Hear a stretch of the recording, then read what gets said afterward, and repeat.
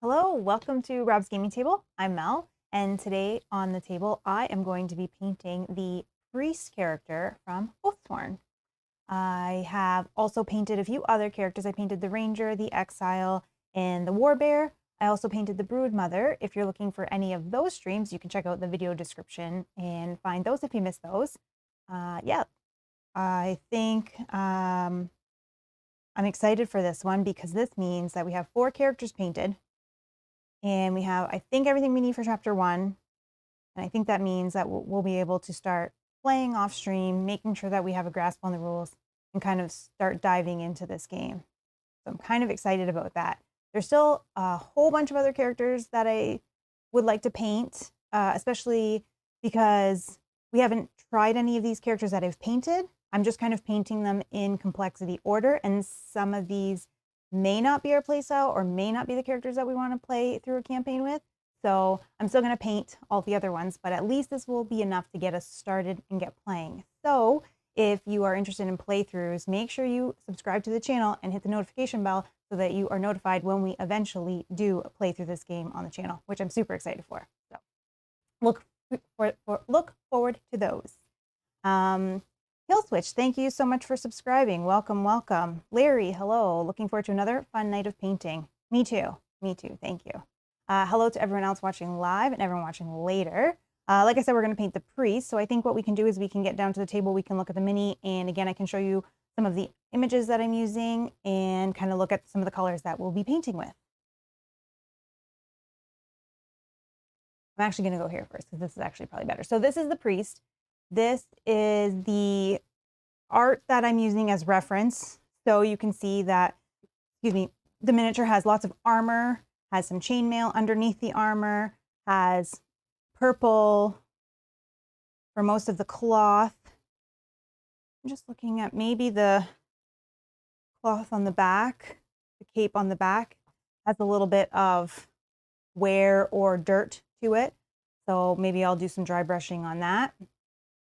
Some of the designs on the front are not on the miniature, so I'm probably not going to do any of that, but we will try to do some details on it and make it look kind of cool. So this is kind of what the references that I'm using, and I'll be kind of just referencing this. If we need to bring this back up, I can show you guys if we need to. So let's get on the table and look at the actual mini. Ninja Art, hello, how are you doing? So this is the actual miniature. This was primed in matte black army painter to start with, then the white, matte white army painter from like a top spray down. So it's got the zenithal going on. I did put some rock on the base, or I did a, where's my paint? Where's it? Over here. So I did this necromancer's cloak on the base. This one kind of looks a little more like rock than grass. And then I'll do some dry brushing to kind of bring that out and a wash over that. But I just kind of did that just to start. So that way, once I'm done the mini, I can start working on the base while things are drying and kind of go back as I need to. So just kind of did that to speed things up. So, all right. So I think I'm going to start with all of the skin. This also have a beard. So that's going to be fun. I'm going to use, for the skin, let's see here. I also have the player board that I will reference as well. And I'm thinking, for the skin, I may do corpse pale for all of the skin. Hey Smith, hello. Are you planning to play unspoiled minis or spoil the mini and paint it? So Rob and I are he's going to take it out of the box. So next we'll paint chapter 2. He'll take it out, he'll prime it all, I'll paint it, we'll put it back in the box. So when we get to chapter 2, it will be painted, we'll pull it out painted. So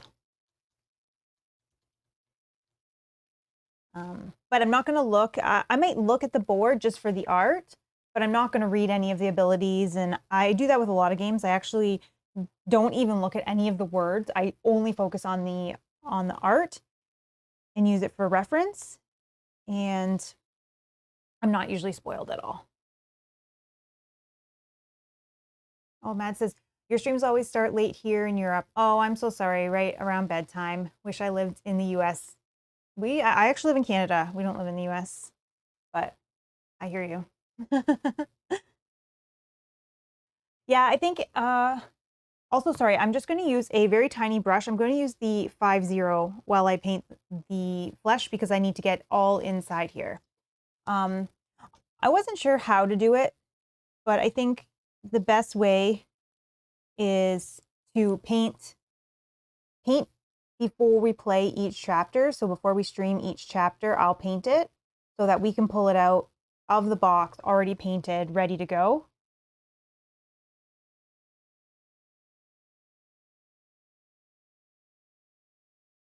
I think that would be kind of cool. Aline, hello, how are you doing? So will you pre-record and release the painted chapters as you play them? I don't know. I'm not sure how much time we'll have to do that. We did talk about that as an option, but then it's like it took like 7 hours to paint the brood mother. So I mean, I don't know.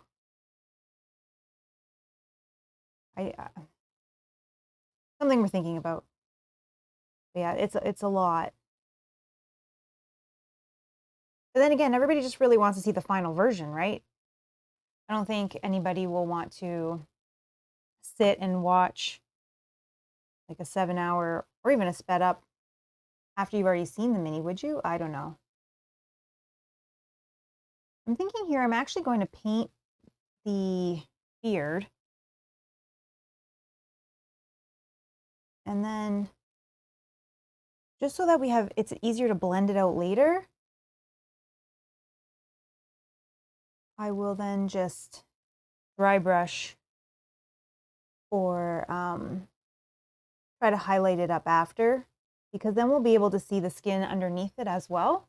Lisa, hello. We'll watch tomorrow. Can't wait to see this one played. I know, we can't wait either. We're so excited.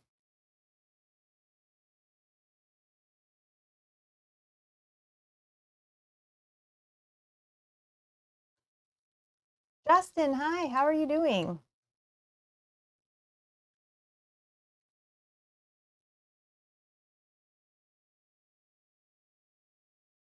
Oh, Justin says, I'm excited to sit and watch a 10-hour painting video. Well, Justin, you're in luck because I did a 7-hour video on, maybe it was just a little bit longer than that, 7 hours on Saturday. I think it was 6.5 hours. I painted 2 of the characters on Sunday. Yesterday was like 3-ish hours. So there's no shortage of painting videos to watch.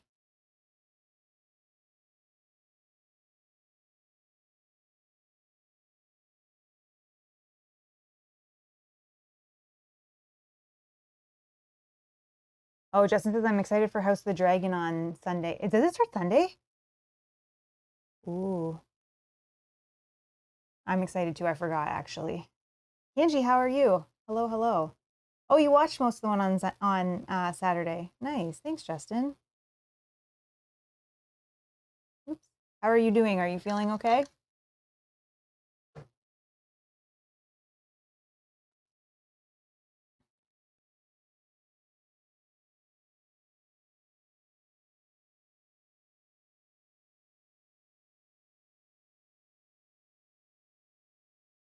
Okay. Usually I have to go over a second coat on any skin, so I will do a second coat over that, but it'll be a nice thin coat. I'll water it down a little bit after. So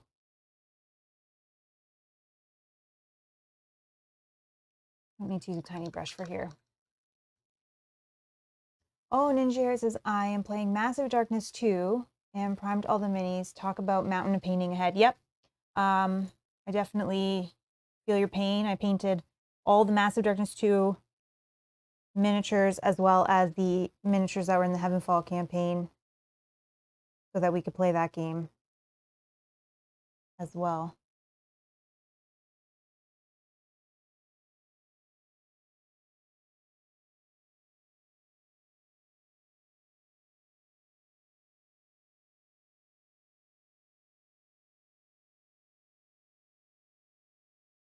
Never a shortage of minis to paint, right? We keep buying these big Kickstarters that have tons of minis in them.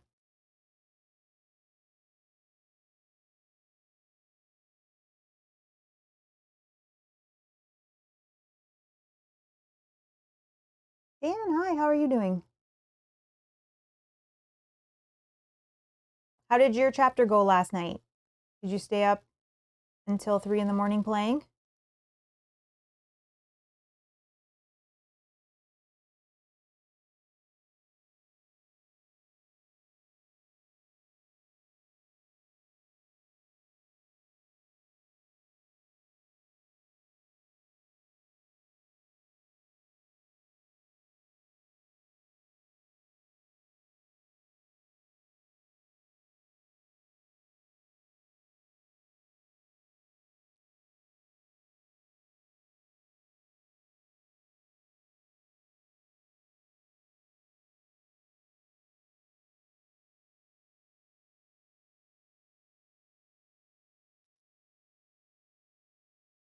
Well, I was just going to ask you, can't you, if your Oathsworn arrived, but I just see that it has not. I apologize. That's so sad.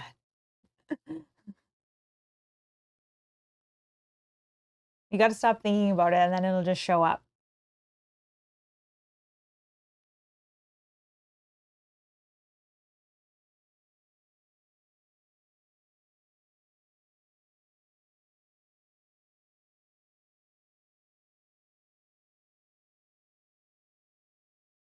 Oh, 2 a.m. Okay, excuse me. Sorry, Dan.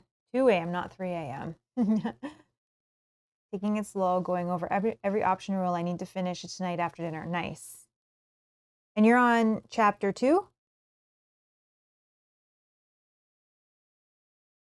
And are you playing solo? Or are you playing with your kids?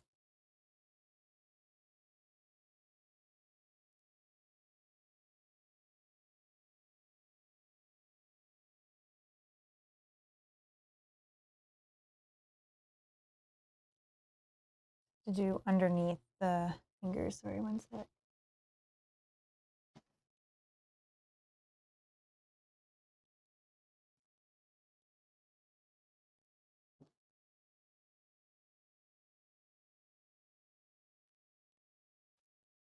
All right. Like I said, I'll do a second coat when that dries just to make sure it gives full coverage and we don't see the black primer through that.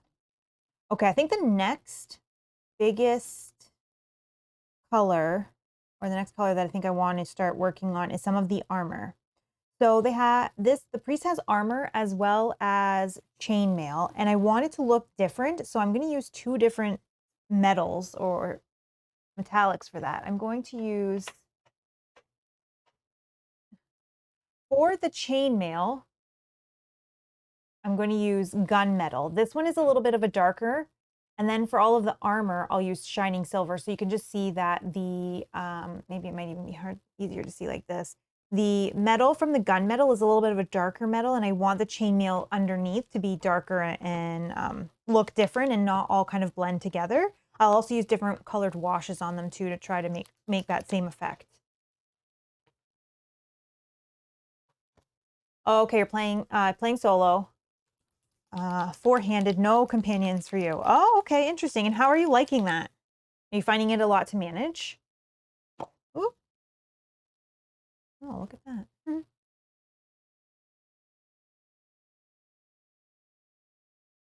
Okay, let's do this carefully. A little bit more. All right, no mess, no mess.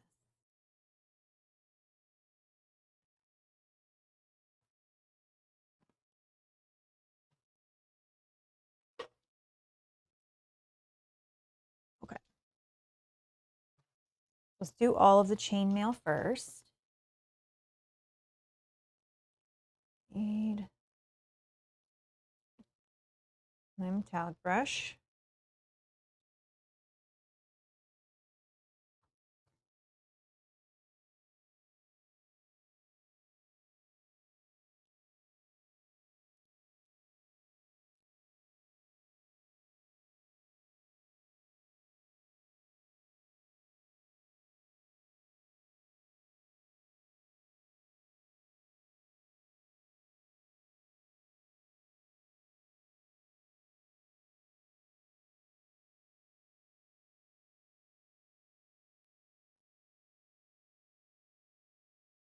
I'm still debating for this miniature if I'm going to use a purple speed paint over the cloth or if I'm going to use a actual paint.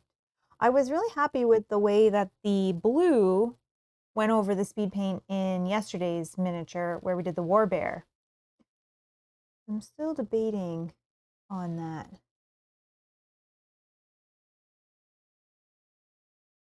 Using maybe a speed paint and then highlighting it up.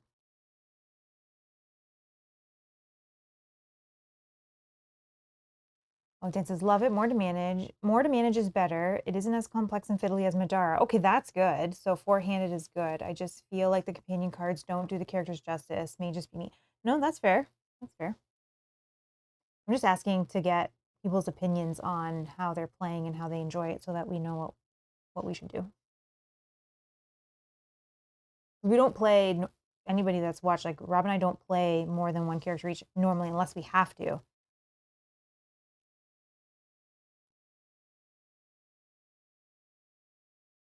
Yeah, there was a lot to manage in Madara playing four characters, like four full characters. I'm gonna turn this down one. Wrong way.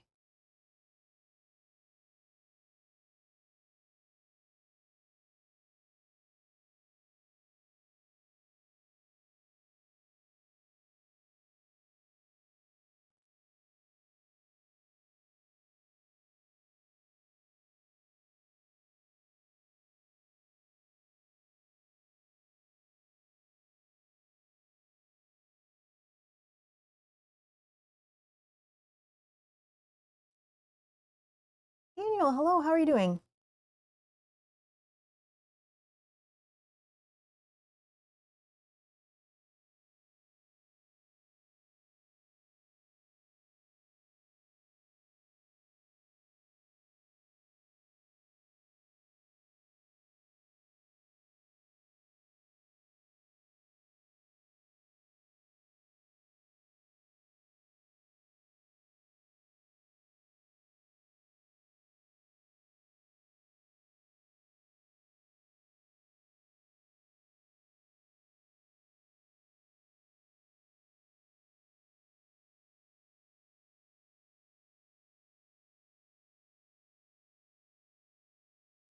A little bit more on this arm. Like the way that metallic goes on over black.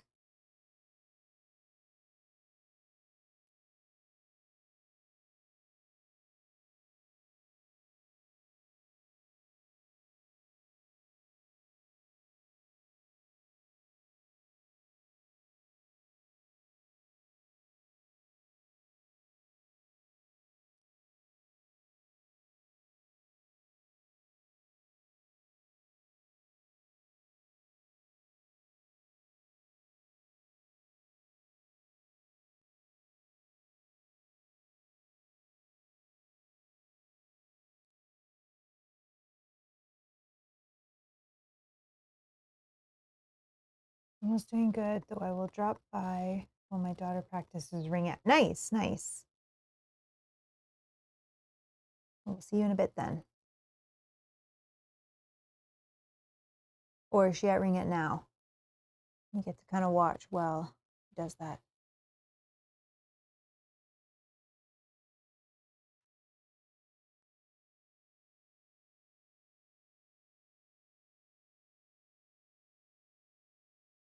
Okay, I think we have all of the chainmail done.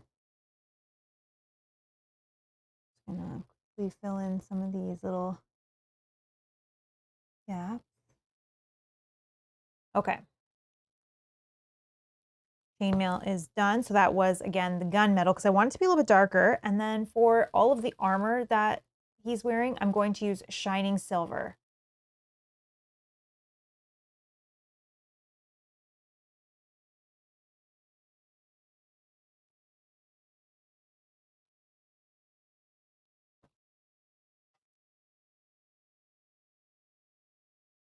And it looks like this is just on the chest and shoulders, and then arms and boots. Okay.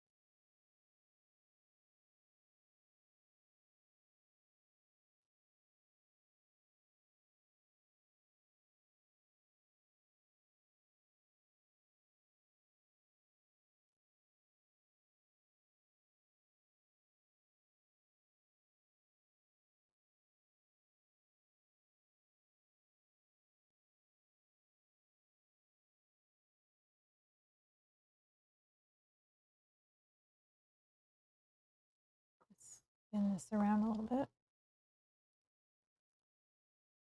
I'm known to put my paintbrush in the wrong color.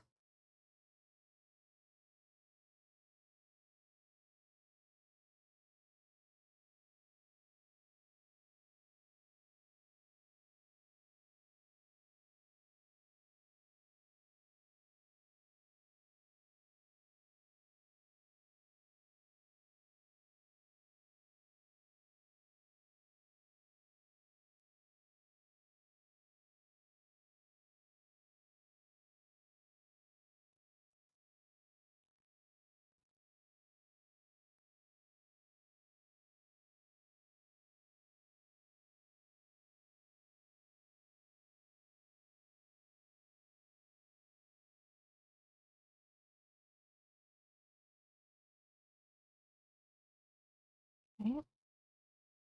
And then we'll do this down the body.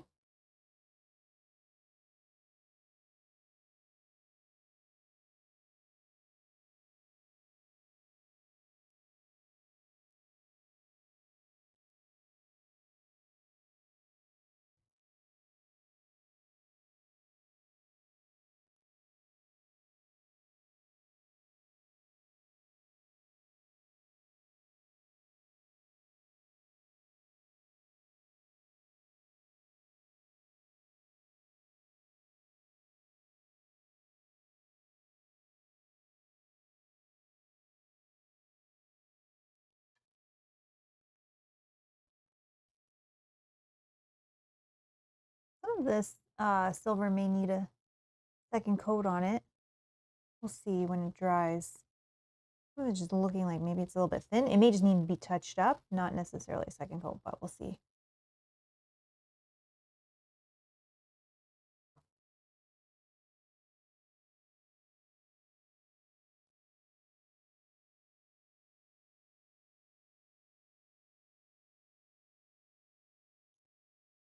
Can you just say, are you painting them all or just who you're going to play with? So I'm painting them currently in complexity order based on the game. So I painted the Ranger, Exile, Warbear, and now this one. We're going to play off stream, like kind of make sure we got the hang of it. And then in the meantime, I'm going to continue to paint them. So if we did want to try a different character or we didn't really love the character that we had chosen, then we can switch it out. Also, I think you can switch out characters midway through or like during the campaign. So, I mean, I don't know if we would do that. So I'm going to continue to paint them and we'll see. So I'm not 100% sure if these are the ones that we'll actually play through the campaign with or just kind of start and learn the game with. But at least either way, we'll have a couple characters that are ready to go if we did want to start.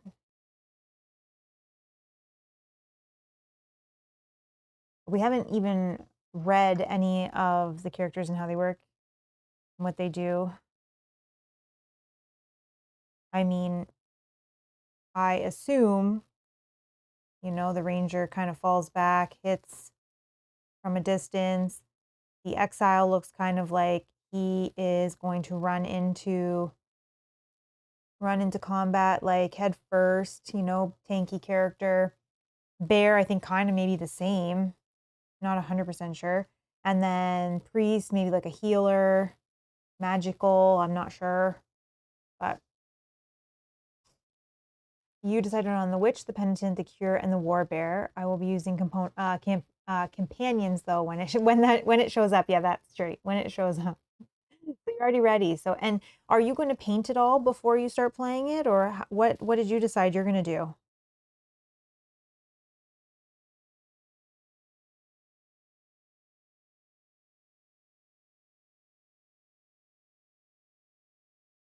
Yeah, I think I would want to off stream kind of try both ways, right? Try with, sorry, 4 characters and then 2 characters and 2 companions, just to kind of have an idea of how that even works. And like Dan was saying, it's maybe not too much to manage considering Madara was, or like Madara was, and maybe we would like it. I don't know, but I think I want to try it off stream and see. But again, yeah, we haven't read through all the characters, so maybe when we read a character, we'll be like, oh, I want to play this one. So then it's like, okay, paint that one up quick. Not sure.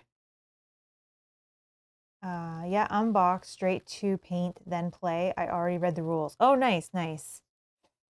So then you're good because you're just going to paint up the 4 characters that you know you're playing with. Osiris, hello, how are you doing? Time to paint. Are you painting as well? Or are you just hanging out?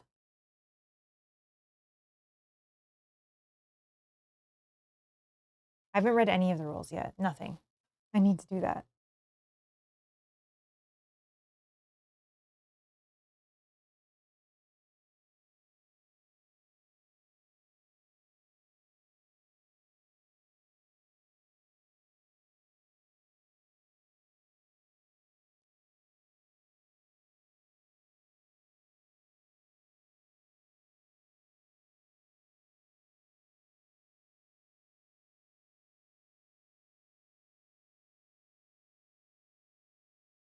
Yeah, some of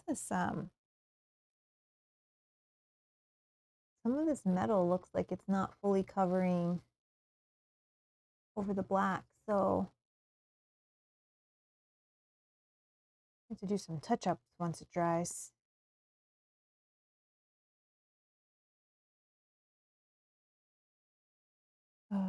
Yeah, the 4 characters and the mama rat then play. I want to be surprised. Oh, you want to be surprised at the reveal of the other stuff. Oh yeah, so you're gonna do kind of story, you know, see what the next boss is, and then paint it and then come back to it, right?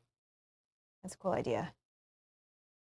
Hanging out on lunch break. Oh, you need to paint the small minis I got for Dune Imperium though at some point.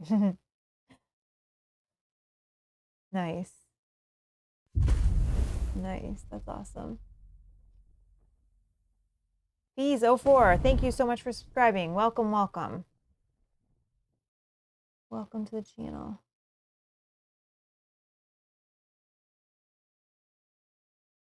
Hope it arrives soon because I want to see. Oh, you want to see our stuff? Yeah, and you don't want to get. Oh, I'm stuck. You don't want to get spoiled, right? I'm not painting anything that's spoiler on stream though. I think. You're a way better painter than me, so I'm excited to see everything you've done so far. Oh my gosh, no, no, no! You are a great painter as well. You are a great painter as well. Oh, and use the paint I got you. Oh, no problem, no problem. I hope you like it. Hope you like it. I also find that color is awesome with mixing with a white or mixing with like an off-white.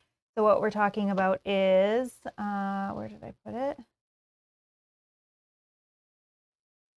This one here. So I didn't really have a good pinkish color, But I found this one, scar tissue, and I really like this. I really like this. I added to, a little bit of cream color too if I want to lighten it up for any kind of tongue or inside the mouth. Yeah, I really like that color. We used a little bit of that on the brood mother and the tails of the rats, the little rats.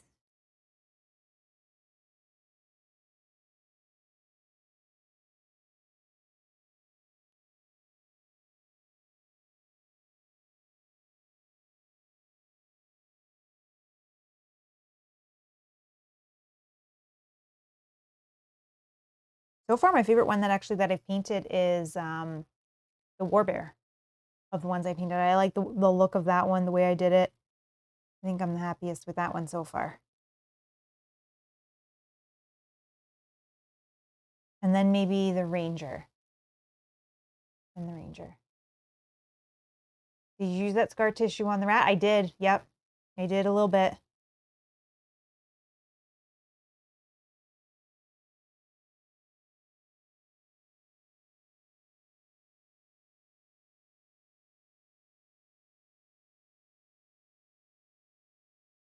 Oh. And these are spiky.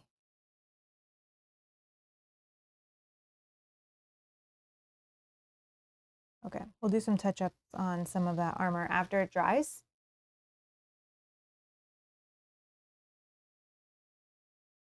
I did not get that. Kenji and I were talking at Gen Con about, is it Yoo-hoo? Is that how you say it? Or I don't know how you say it, but it's like a goo. I was looking and they don't sell it locally at any of our stores. They sell some other that are maybe similar. So it's how you can kind of do like goo in the mouth and you can add a little bit of paint to it if you want. If you want to do, let's say, like toxic waste coming out of a zombie or something, or like saliva. But when I looked on Amazon, they did not have, they only had the sticks, not the liquid glue. So I wonder if it's just more of a US thing. I got to do more research because there was other, like GW, I think, makes something like that, and someone else does as well. I can't remember who. Yeah, you got to buy it off Amazon. Yeah, Amazon Canada, I think they maybe had only the sticks. And I didn't know if that's the same. I wouldn't think it would work the same unless you can like melt it down or something. So yeah, I don't have it yet. It is something I'm looking at, but I need to do some research because whatever the other brand is that they sell here, I want to see if it's the same or it does the same. When I was looking at our hobby store where I get my paints from, they had something similar. And it popped up when I was Googling that. Miniature market? Yeah, but I think miniature market is crazy shipping to Canada, I think, right? Oops.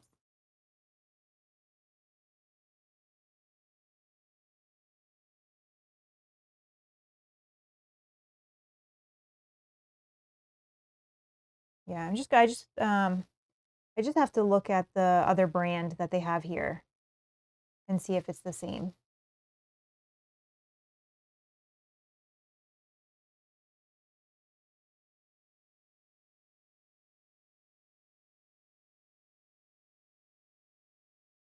Knee pads have like a face on them, a lion or something. Hopefully we can make that stand out with some wash.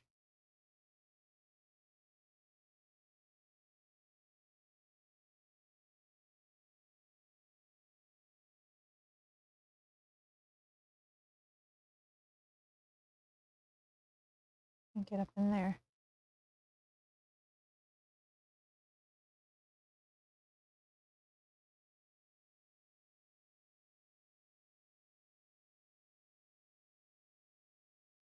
All right. One more leg. Angie, thank you so much. Angie says, Mel equals awesome. Rob equals be all right.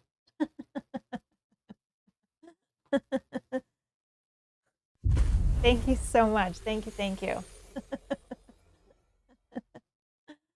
You're awesome too. Thank you, thank you. I'm sure that's going to go towards more primer for all these minis. Oh my god. So many minis.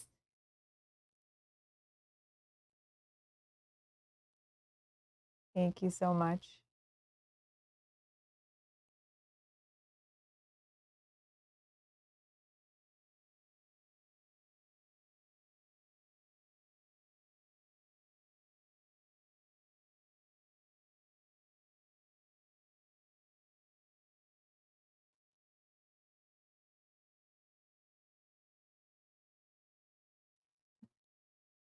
Osiris, yes. I'm not always right, but when I am, I am.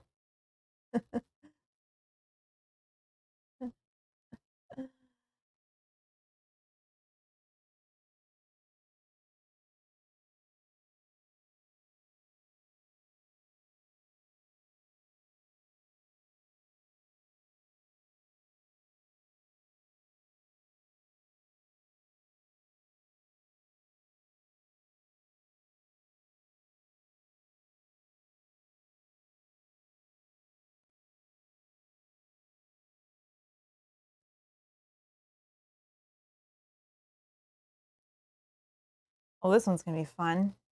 It's all up under. I may just have to just kind of go crazy and then hope I can fix it later. Like, I don't know how I'm even getting under there.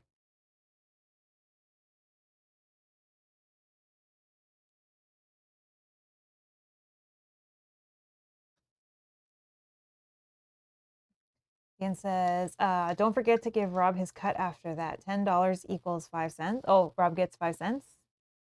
You guys are funny. What if I just don't tell him at all? Just kidding. Just kidding. It's painting supplies. Exactly. Exactly.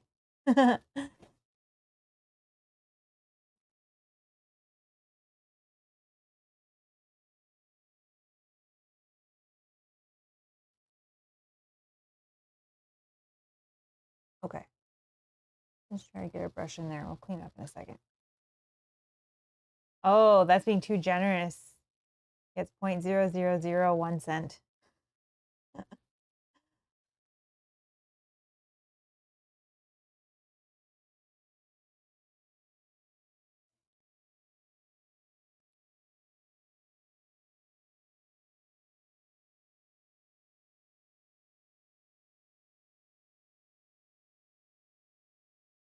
These are funny.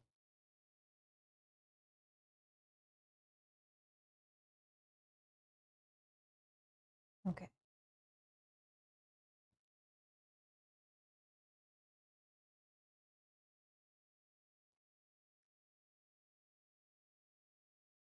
We need bendable brushes. That should be a thing where, like, like bendy straws? We need bendable brushes so I can get into areas I cannot reach with a regular brush.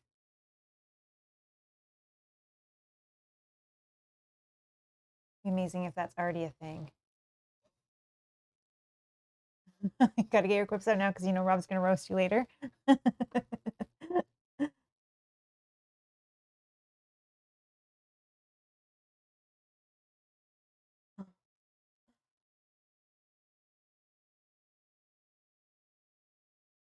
Did you do something he can roast you about? Did you back another all-in Kickstarter?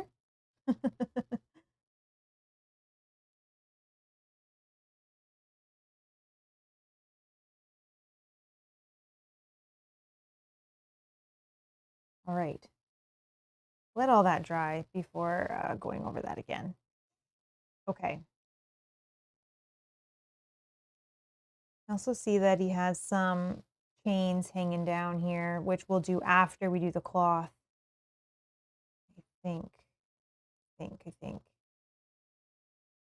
I think I'm also leaning away from using a speed paint as well because it's more black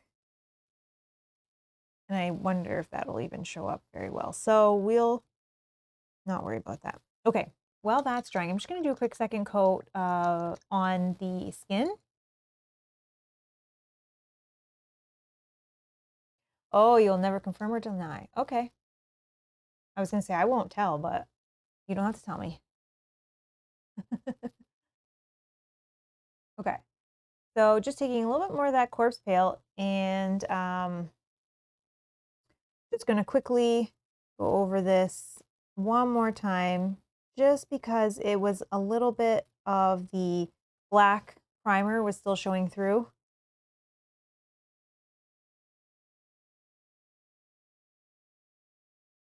We'll just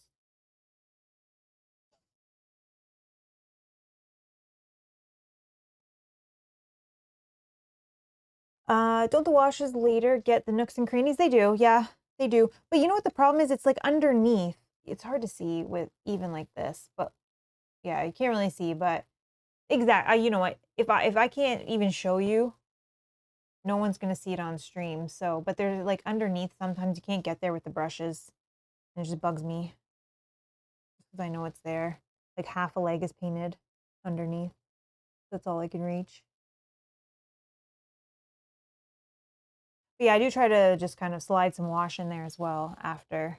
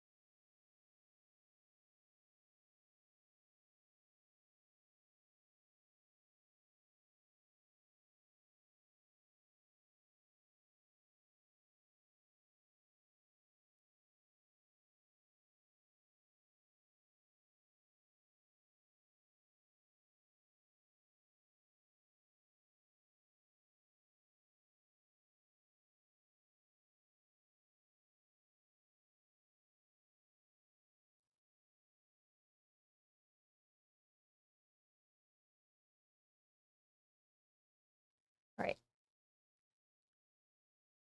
It already looks better in my eyes. And again, we will put wash on it, so it's not to be perfect, I guess. Okay, so for the cloth, the cape, and all of that, it looks like he is wearing purple. So let's see what I got. See what I got.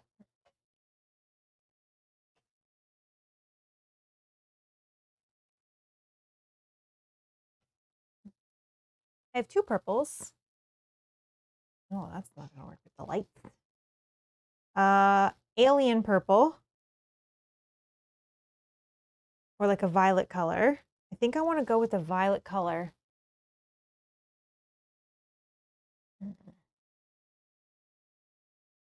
It's a little bit more of a purple.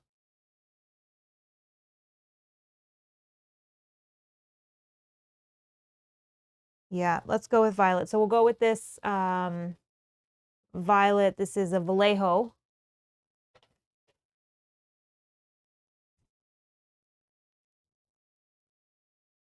All right.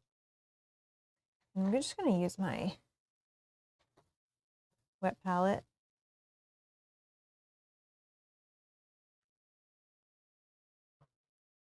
So that's kind of the color just right out of the bottle that you can see. I think it's going to be okay, especially over the black. It'll darken it.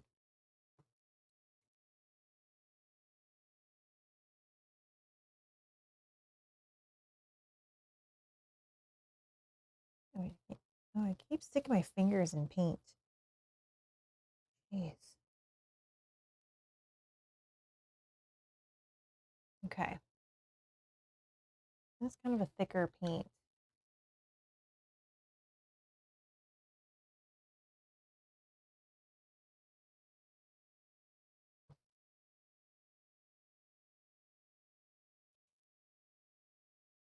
Mike, hello. Ronan the Accuser. Okay, let's see. I think this is good.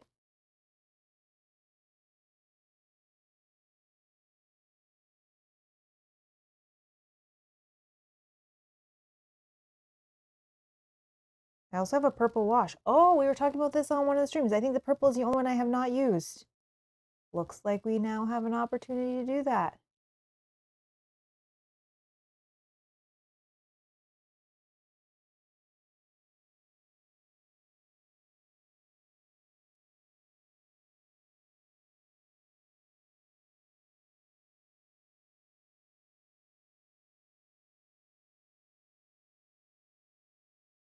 This is actually going on very nicely, giving very good coverage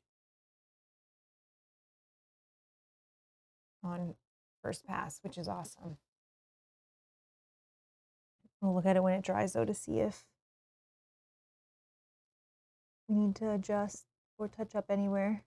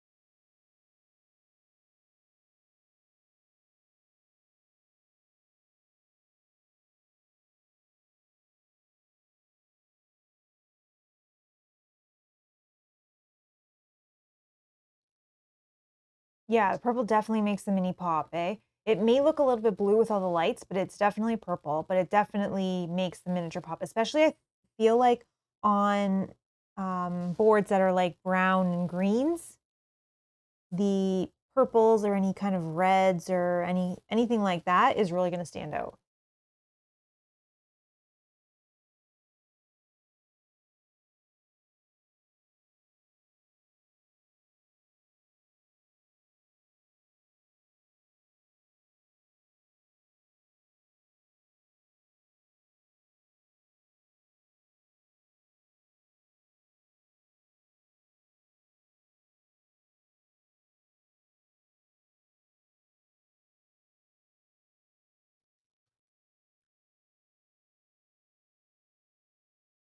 I don't use purples too much either when painting, so it's always fun.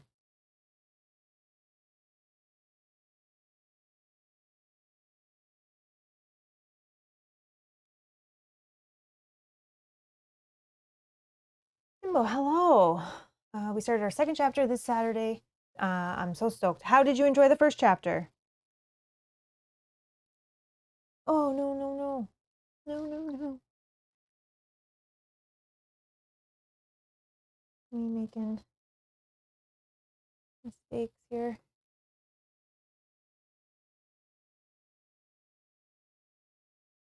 How better.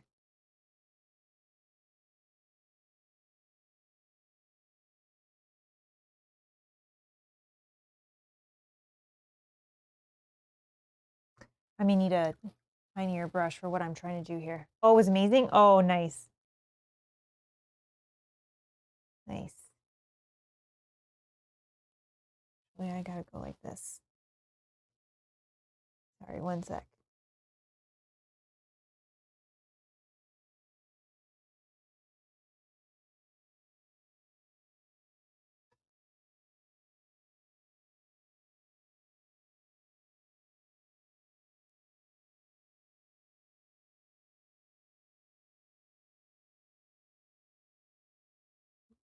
Let's do it again. The armor. The story part was really neat. We made several wrong choices, but that's the best part, right? You never know it's wrong until it's too late. That's the fun of the game.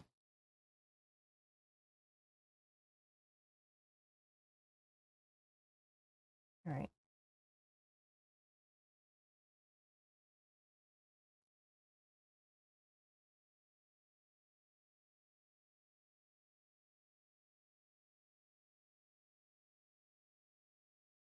Oh, you were outvoted in your choices. Oh, so you were trying to make the right choices, but your party was like, nope.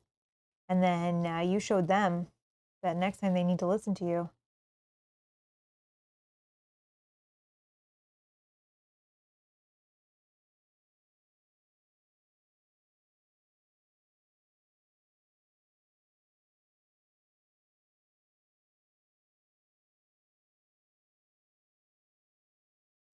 Okay.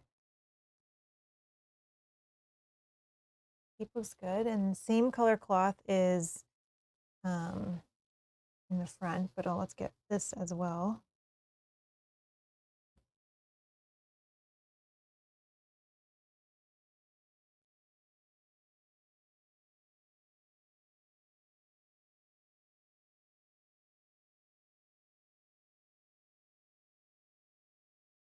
When we play, we hope to get the chat involved in some of our choices. Then we can't be held accountable, right? Oh, you call that happy accidents. Yeah, that's definitely true. Except when it's like a dot where it shouldn't be a dot, because then it just looks strange.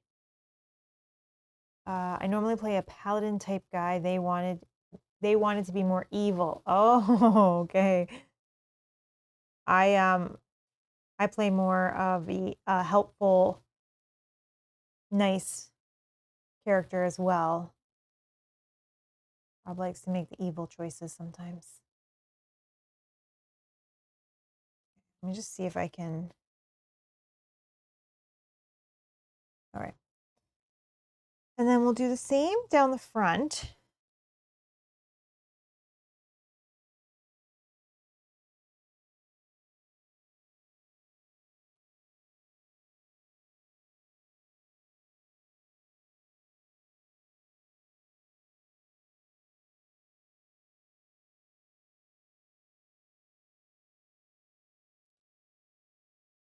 You're playing the warbear, the priest, the cure, and the witch. Oh, okay. So you're playing four human players, like you and three other people, or are you playing 2-player and controlling 2 each, or how are you playing?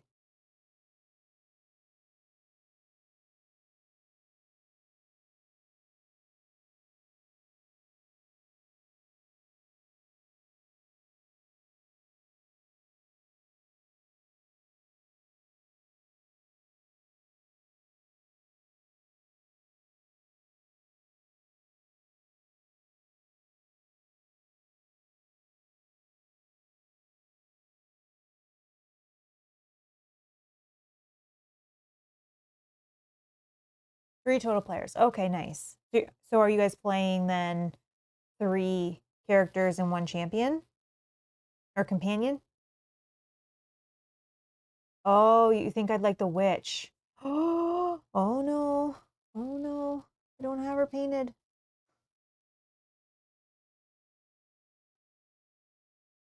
All right. I'm gonna have to look.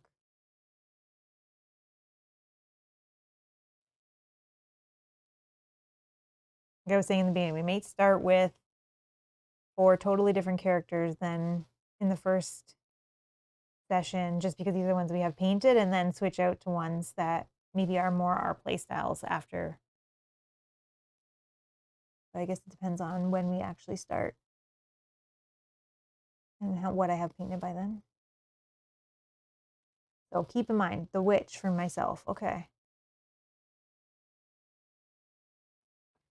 I figure some of you guys know like what type of characters we like to play in our campaign games.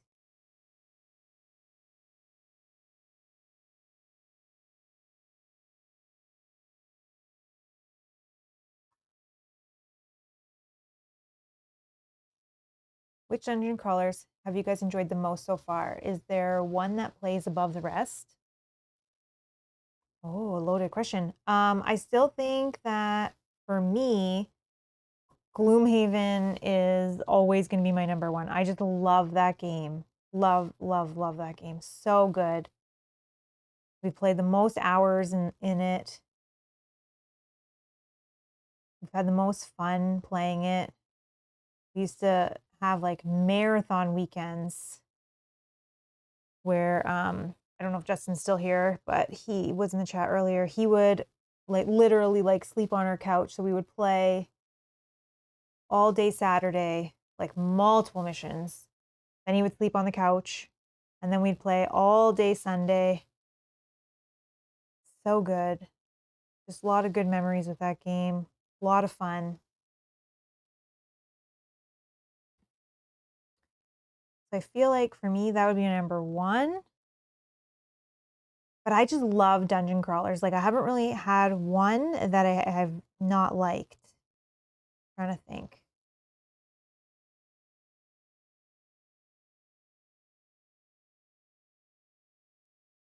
Even like Madara. So we didn't finish Madara. We played until the end of chapter 2.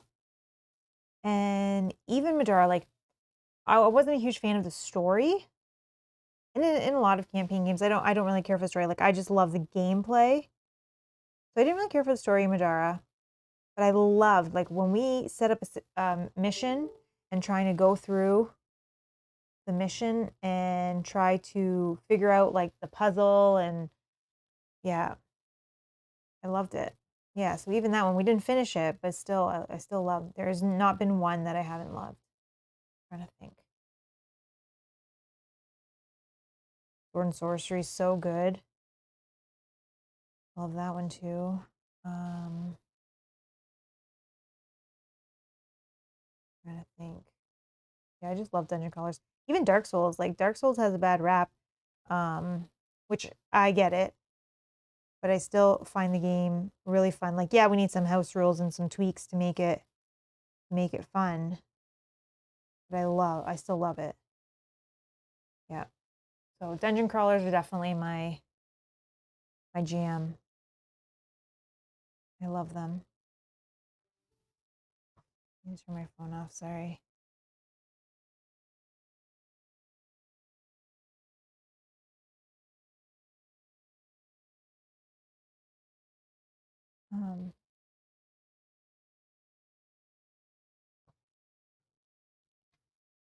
I love this purple. Yeah, like you said, this purple just really pops.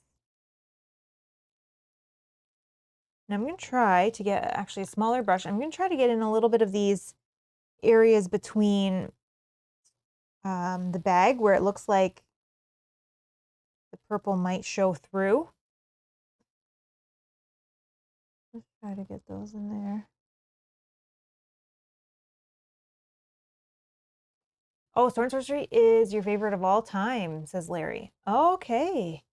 Have you played Gloomhaven? I mean, that's totally fair. Sword and Sorcery is so good.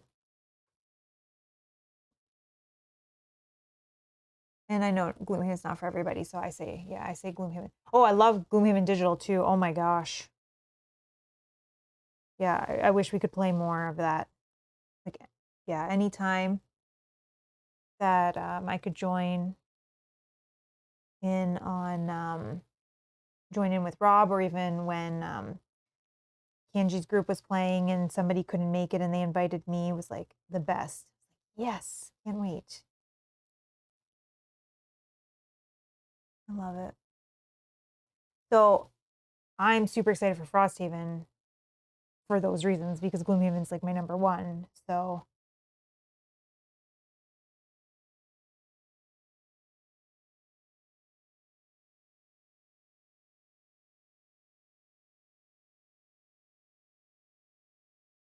did somebody say Gloomhaven? Hi, Jack. Yeah, I did. I was asked what's my favorite dungeon crawler.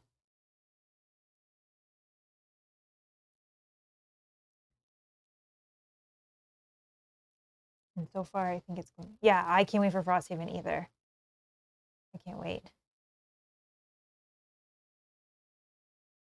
Moses, today I fake played the Witch and the Huntress to see which I wanted to use. I'm going with the Huntress, which means I now have 2 more miniatures to paint. Oh, yeah, the birds, right? Yeah. Oh, wow. Yeah, see, that's the problem. Like, we're going to do the same thing. We're going to like play off stream so that we can, just get the game down and make sure we understand the rules and everything. And then we may go, I don't really want to play these characters. All right. Think we got all the purple. This purple went on really nice. I feel like I don't even need a second coat on that purple. I feel like it had really good coverage. So that's perfect.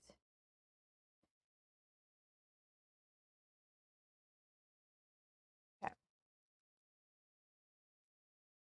Yeah, Gloomhaven's good, but Sword and Sorcery is still my one. Looking forward to the new expansion for Sword and Sorcery. Yeah, we haven't played whatever the latest is, but I'm excited for that too eventually. I do like Sword and Sorcery a lot. But yeah, for me, it's Gloomhaven, number one. Love it. And again, it might just be like the memories I have with it, the group that we played with as well. Like even like people always say, "Oh, setup and teardown of that game." For me, I didn't mind at all. I loved setting it up. We had like a system. I didn't mind at all. Okay. I'm gonna go back over quickly that some of that metal, maybe hard to see, but some of the metal on the armor, like even maybe hard to see, but even like on the arm, under the arm, you can see it's kind of like streaky and it's just not a smooth coverage. So I just want to do a little bit more of that shining silver on that just to make sure I have solid coverage on that. So, oh, Jack says, look like we're getting close to the first Oathsworn episode. I don't know when, but yeah, definitely now that after this miniature is done, we'll have 4 characters painted. We have everything for chapter 1 painted. I have the men at arms painted, so in case we need them. So we can definitely start the process of the behind the scenes, like how Rob and I prepare, right? Playing off stream and making sure we have the game down. Yes, we're getting closer. I just don't know when.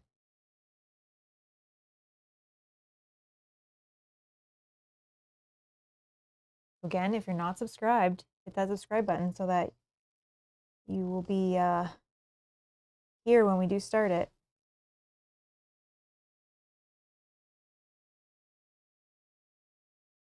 Yeah, that is better. I don't know if it was just like a little bit, maybe water from my brush or something dripped in, but it just looked like some of it is just not covered well.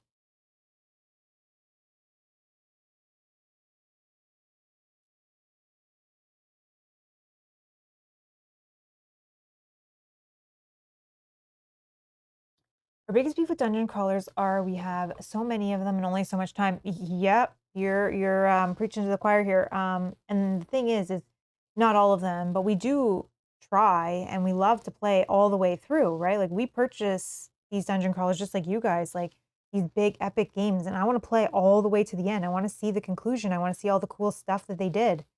But you're right, there's not enough time. And then now I've added painting all of them to my um I guess dilemma. Now, like had I not painted, we possibly could have already have played our first episode of Oathsworn, right? Because we wouldn't be waiting for any miniatures or anything. But yeah, time, nobody has enough of it, that's for sure. That's for sure. And these dungeon crawlers are getting like, they're all trying to like one up each other, right? So they're trying to get more and more epic and more in depth and longer. And yep, now means that we can only select so many to play in a year. Or you try them all, but you can't play through the whole thing.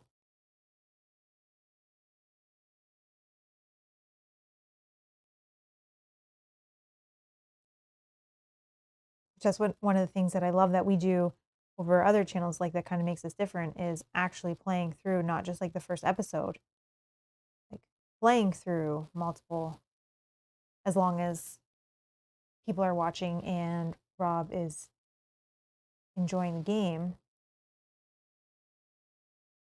I guess am I too, but I love all dungeon crawlers, so I usually won't complain. Alrighty, perfect. Next, what are we gonna do next? I want to get some more of this base coating done. So let's move on. Let's just do the book that he's holding in the front. So it looks like we have a darker cover with some lighter pages on the inside. Let's do, okay. Let's do this oak brown. And I'm going to use this for the book as well as the handle of the weapon.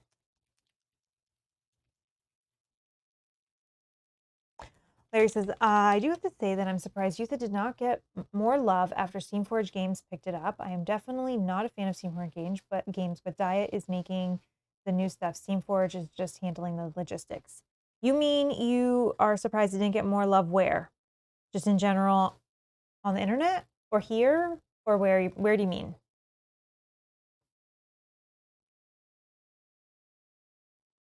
Jack is saying, I'd actually really enjoy seeing you play it without a practice run. First time reactions to chapter 1 story would be really great to see. Obviously understand it's not good for streaming. I think it's not about wanting to see what's in like all the secrets. Like we obviously don't, we love to play blind. We do that all the time on the channel, but this is kind of like a bigger epic game and we want to make sure we have the rules down, especially for the encounter. The story, I think, is a little bit more straightforward, right?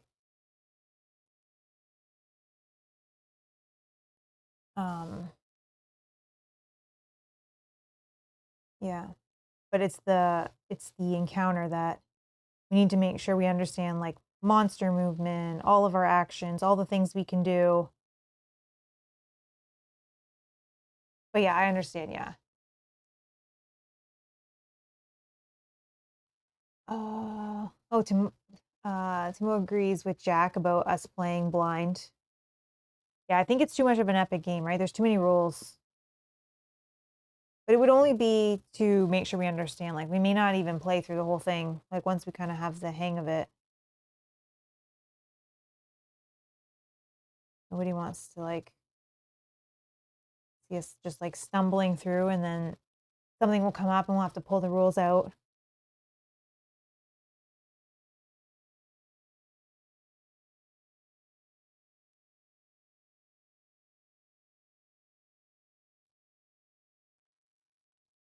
Oh, Euthia on our channel. So I think part of the reason was they did a super short Kickstarter, like super short, and it was right before Gen Con when we were preparing for all of that. So I think it was just bad timing. Like I think the Kickstarter was only like 8 or 9 days or something, right? So we couldn't play it during the Kickstarter. But yeah, Euthia is a super fun game. I really enjoyed that game.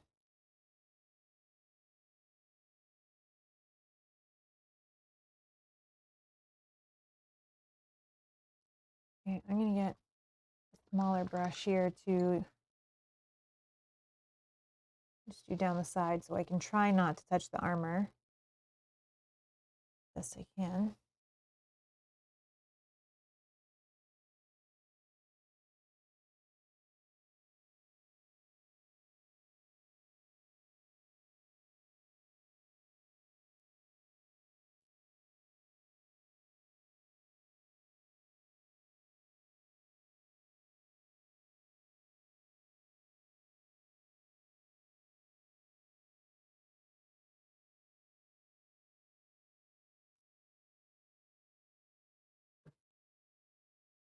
And then what I'm going to do is I'm going to let this dry before I do the inside pages, just so we don't have any bleeding of color coming through.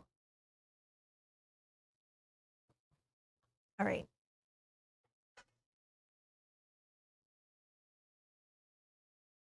For the belt that he's wearing, I am actually going to use a speed paint for this. I'm going to use the dark wood speed paint. I really like this for any kind of belts and holsters and things like that. Yeah, I just like this color. And even over the zenithal, it'll still look nice because it's a darker color. Oh, this channel is the reason that you got into Uthia. Nice, nice. I really enjoy it. I enjoy Uthia a lot.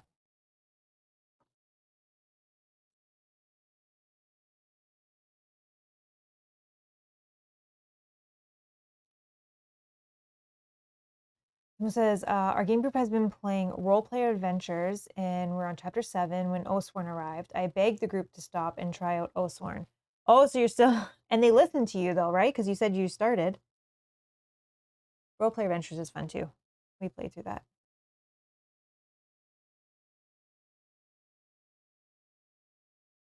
That's awesome that you have a game group that plays all these games with you. Very lucky. Not everybody's as lucky. Awesome. Oh, hoping you can start chapter 3. Do you know when, Jack, I remember you were saying yesterday that the app isn't updated yet. Have they gave any indication on when they're hoping to do that or have that ready?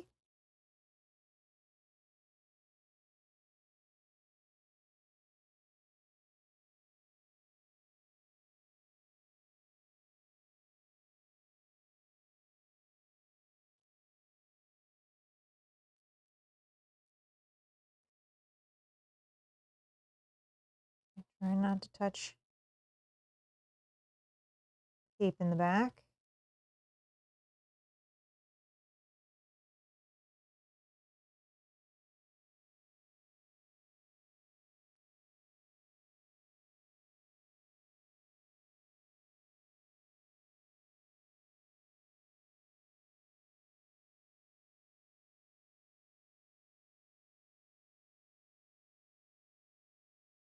Yeah, I really like that speed paint over belts and buckles and things like that. It updated a few hours before I made the comment. Oh, okay. Nice. Nice.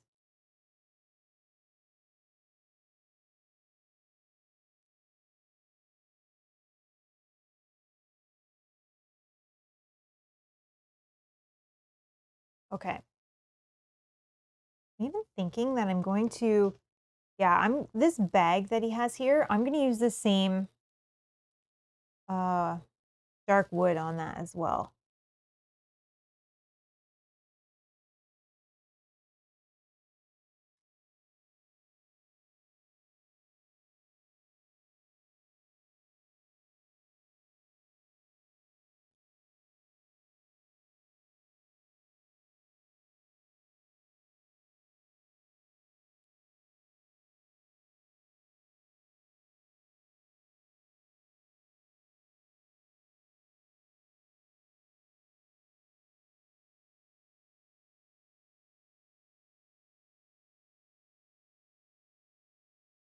Okay.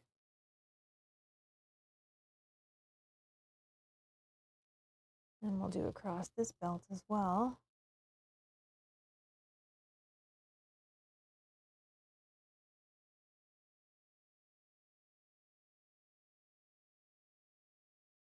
Supposed to be armor. I think it is.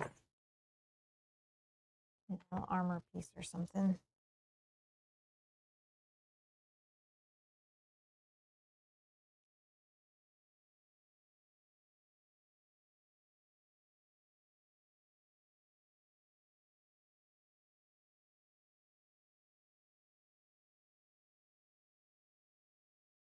And we'll do this piece as well, armor. Let that dry first.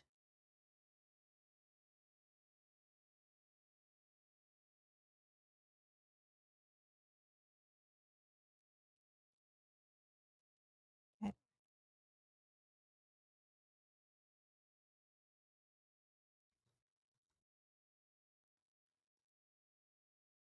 Yeah, so it looks like this piece on the side and then this piece on the side should be armor. So once that dark wood dries a bit, I will make that armor. And I'm going to use this same dark wood on the handle of the weapon.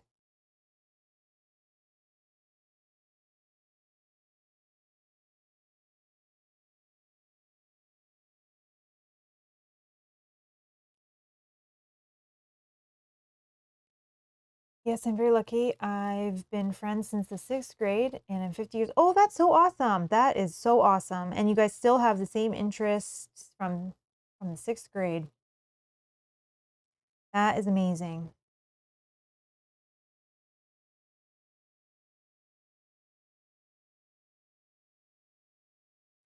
Got a little like hair or something.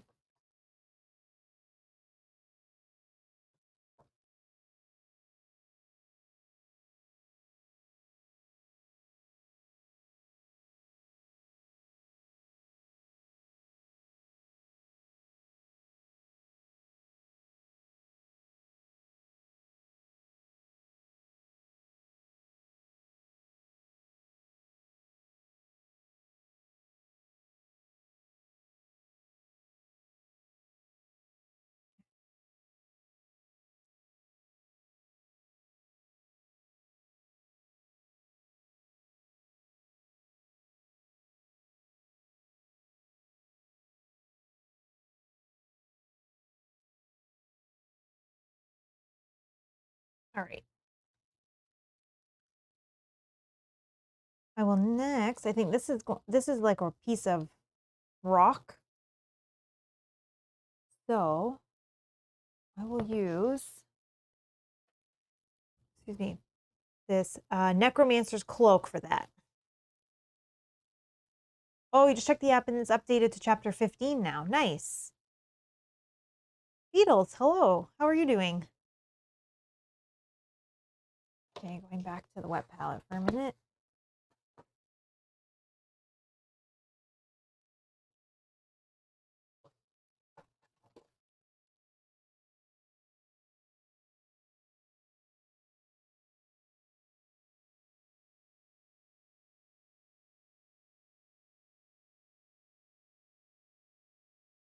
It looks like this piece is also armor, so when I go back, I will, when I go back to do these pieces, I will also do that.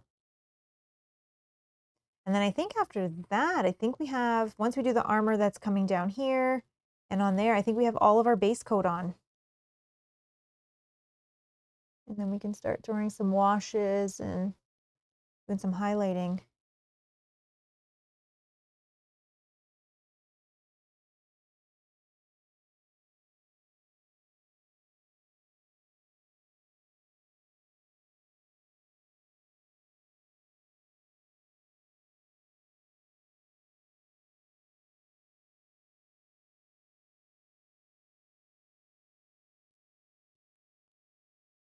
Oh, it's only to chapter 12 on the iPhone. That's too bad. Hopefully it's soon then. If they have it already, then they just have to make it like compatible, I guess. I don't know what they do.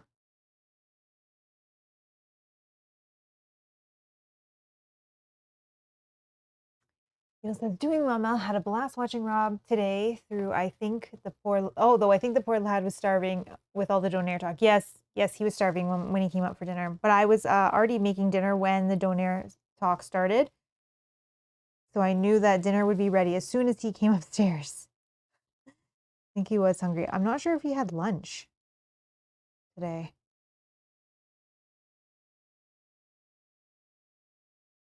All right, we got our rock painted.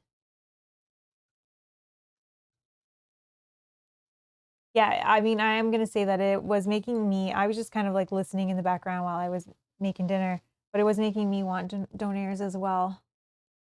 So now I may have to do some sort of donaire on the weekend. All right. Going back to the shining silver that we have already in our palette here. And we're just going to do these pieces on the side and the little chains that are hanging down. Are they silver? They're not. I just want to open this up for 1 second to take a bigger look. 1 sec.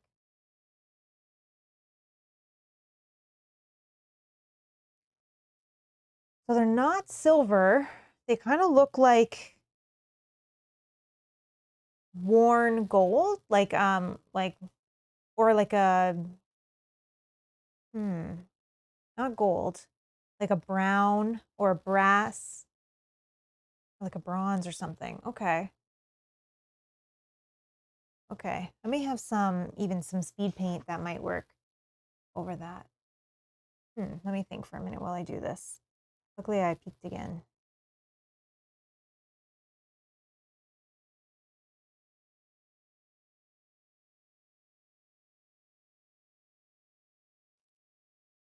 Fought valiantly in Middle Earth, but the orcs got him.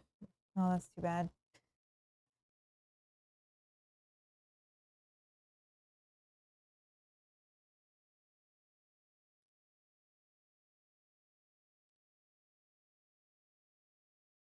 He doesn't usually play that game solo. We usually play together. I think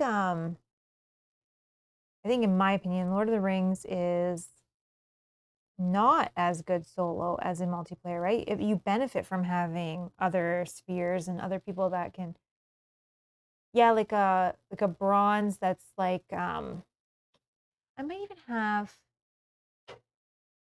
like, I do have this like rust. I could do like a bronze look and then put this rust effect on top or something. Make it like look tarnished.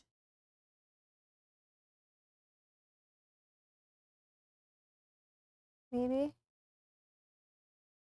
Ah. Oh, they're incense burners. So bronze, brass, or tarnished gold would work. Okay. So I think if I did, let me just actually just get the purple to fix that. I'm trying to wash that off. If I did like a bronze with like a rust over top, I think would be good. Either that or two-handed solo. Yeah, but I don't think he's going to play that game two-handed solo.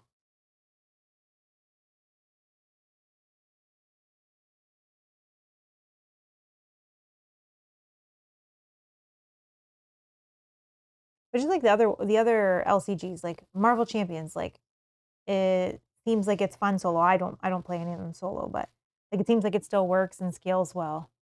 Where I feel like that Lord of the Rings doesn't really scale well with lower player count.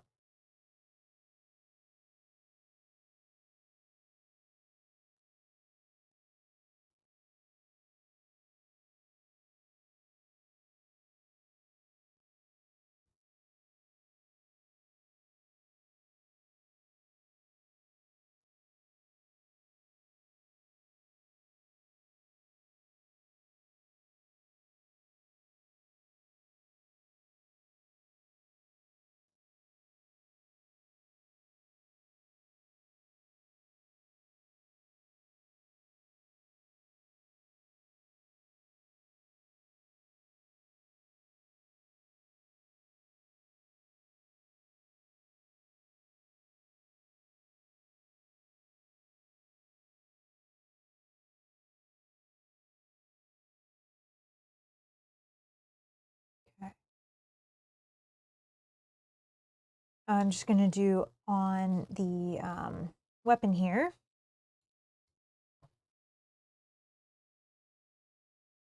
Lord of the Rings LCG could become Too Many Bones or Mage Knight. Those do play well solo. Is that so you're saying that is what you wish he was playing instead?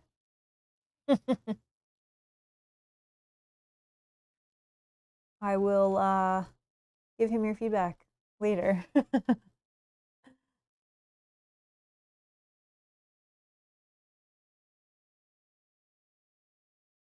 I think he was just excited to try it, and with painting this game and then working, I've been a little bit busier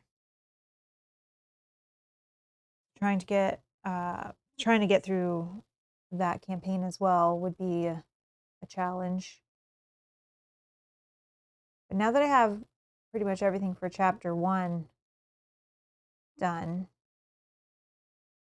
we might be able to slow down on painting and actually play some games again.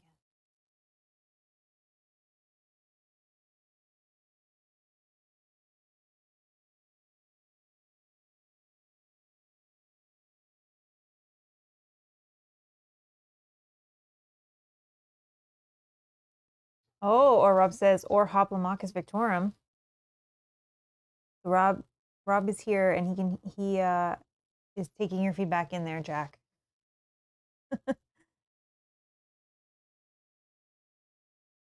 Or he just could hear Too Many Bones or Mage Knight being uttered and needed to chime in.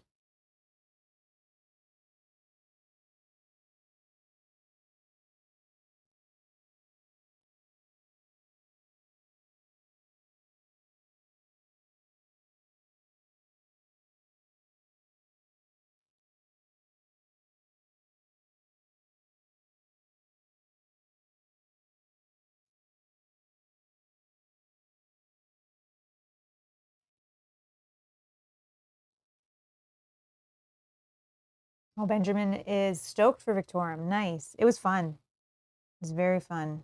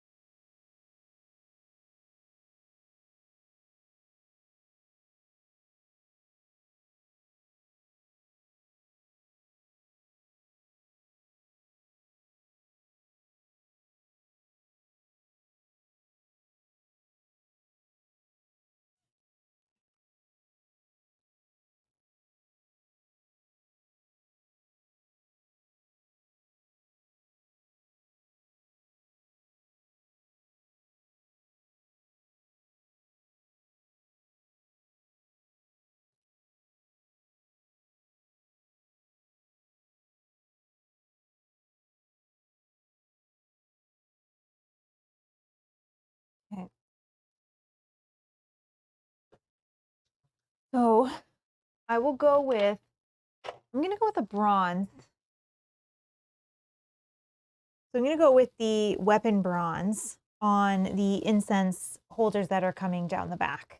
And then we'll put maybe the rust on it after we do a wash and see what that looks like.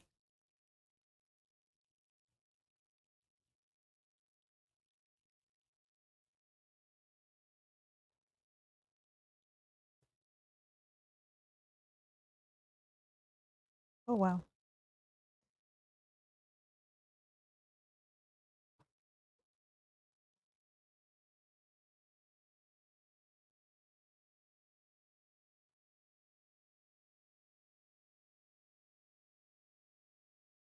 I think even this weapon bronze with a dark wash over it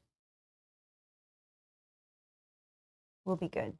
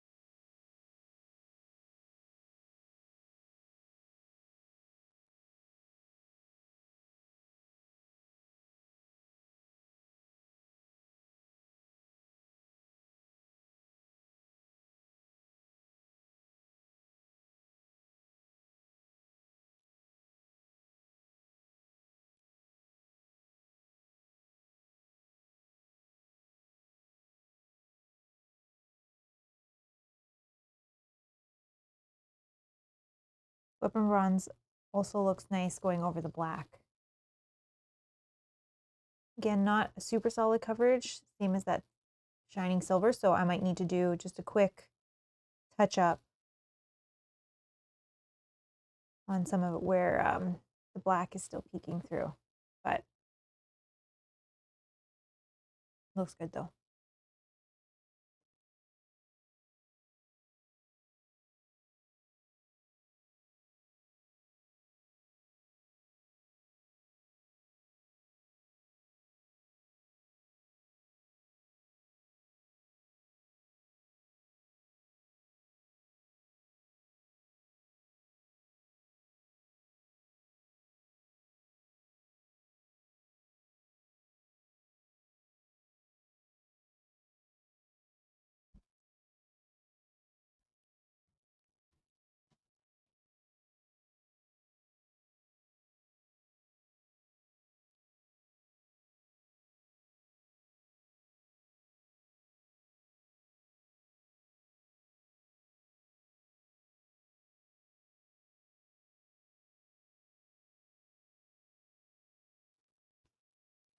Christopher says, unrelated question. Unrelated questions are always welcome. No problem.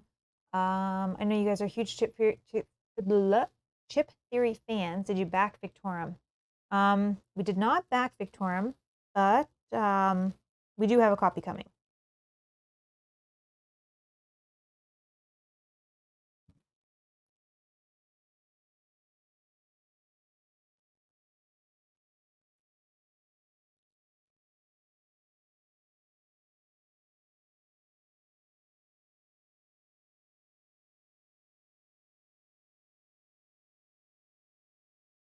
It seems like the coverage is pretty good on the chains. It's just on little incense holders that is where I'm still seeing the black peek through. So that's fine.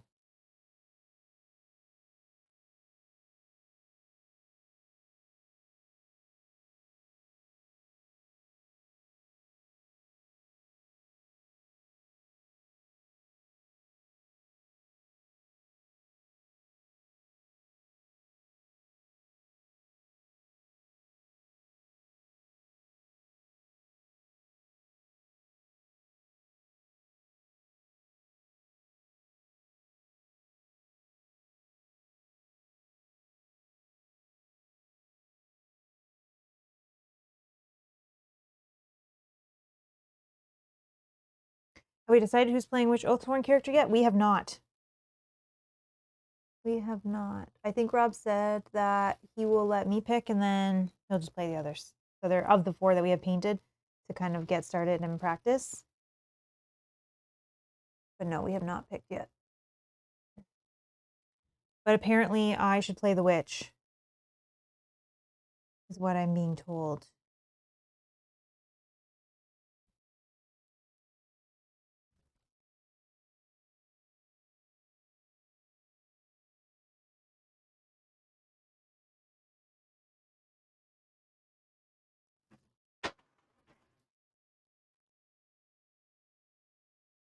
So the 4 characters that I have painted are the Ranger, the Exile, the Warbear, and the Priest. And I just started painting them in complexity order. That was just kind of the easiest way.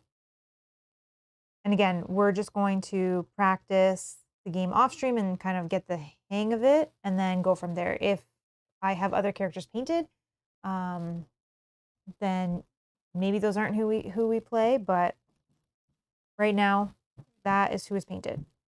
It's kind of who we're kind of leaning towards.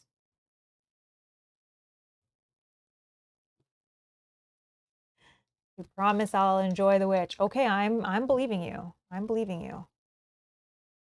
Maybe I will paint her next, just in case, you know, she's ready.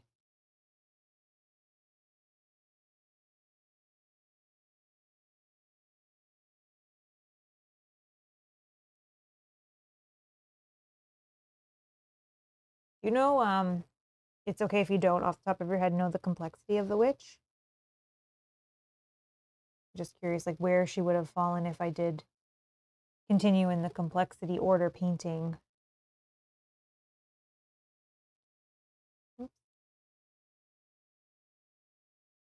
Okay. Awesome. Awesome, awesome. Okay, so we have all of our base coating is done now. So now we can just start working on some washes, details, all the fun stuff. So ocean complexity 4, very complex. Okay. I mean, maybe I can still paint her up. We'll see. Oh, Beatles, thank you so much. Says, you folks need to see Mel's job on the Brood Mother. It's disgustingly beautiful. Thank you, thank you. If you haven't seen that, links in the description below to that stream. Okay. I'm going to, first I'm going to take this Nuln oil and I'm going to put this on all of the chain mail that's underneath. Not a friendly starting character. You want to swap two characters. Sorry, you can swap to any character during the playthrough anyways. Okay, so not a good starting character. So I should start with these 4 and then maybe move to the witch in the future is what you're saying. Oh my god, these ones are hard to open. I hate them. All right.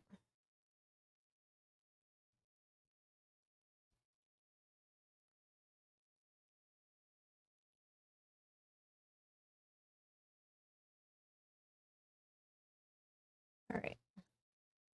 I don't like working out of the pot. I feel very much like it's gonna fall over. So I just use one of my big old brushes that just kind of scoops some out. Okay.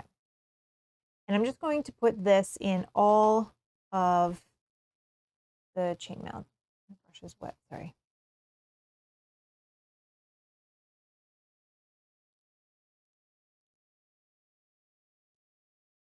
And I might even, I'm debating, I might even do 2 coats of this because I really want to darken the chainmail underneath, just so it's very different than all the armor. Which the armor I can do some dry brushing and highlighting on to make that come back to a, not shiny, but like looking at the art, it is a little bit more of a shinier metal. So.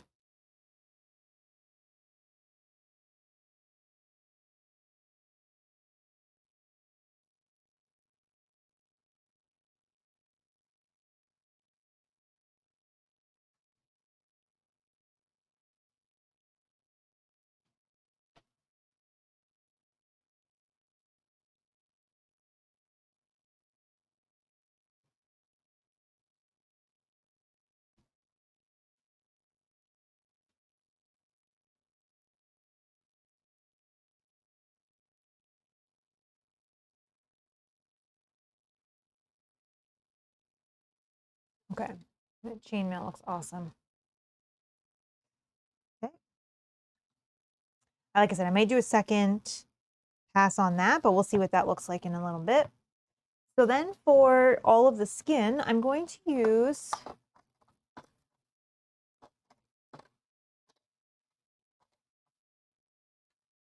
find all my, I'm going to use flesh wash.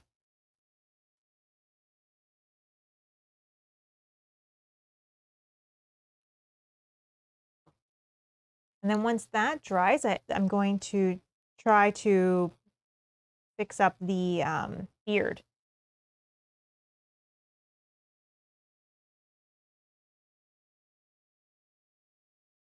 And do some dry brushing or try to bring out that beard.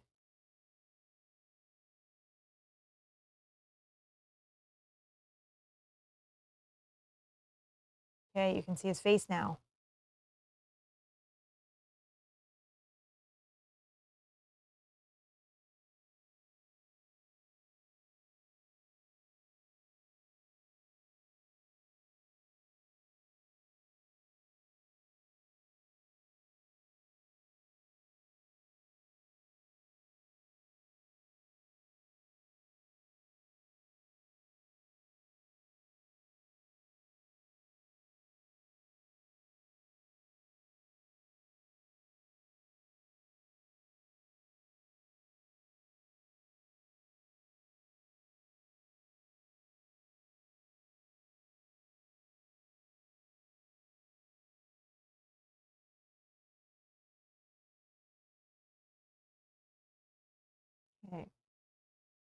Perfect.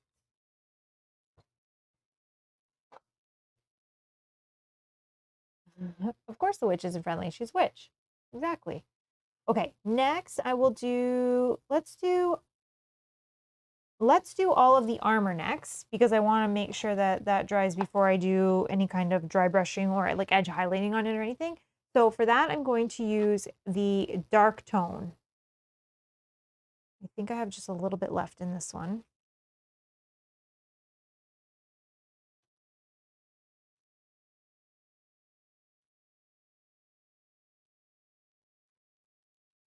I think we got enough. I think that one is done. Put upside down for a few more minutes just in case I need a little bit more.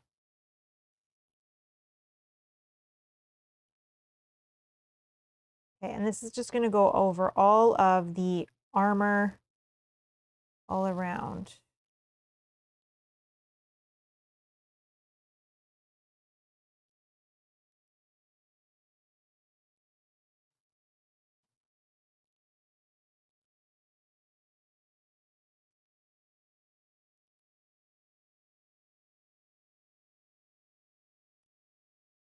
And I like this wash over the armor when I'm still trying to have some shine through. Because I feel like this still keeps the shine and just kind of adds, you know, some darkness or some like wear to the armor.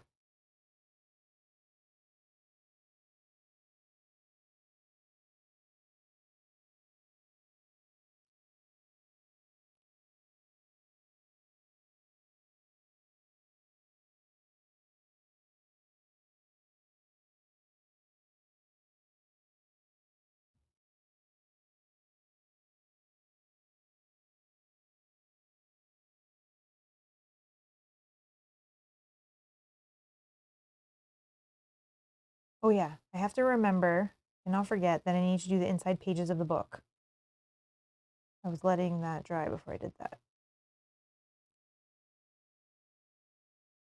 But when I hold it like this, I don't see it. So I feel like I might forget that.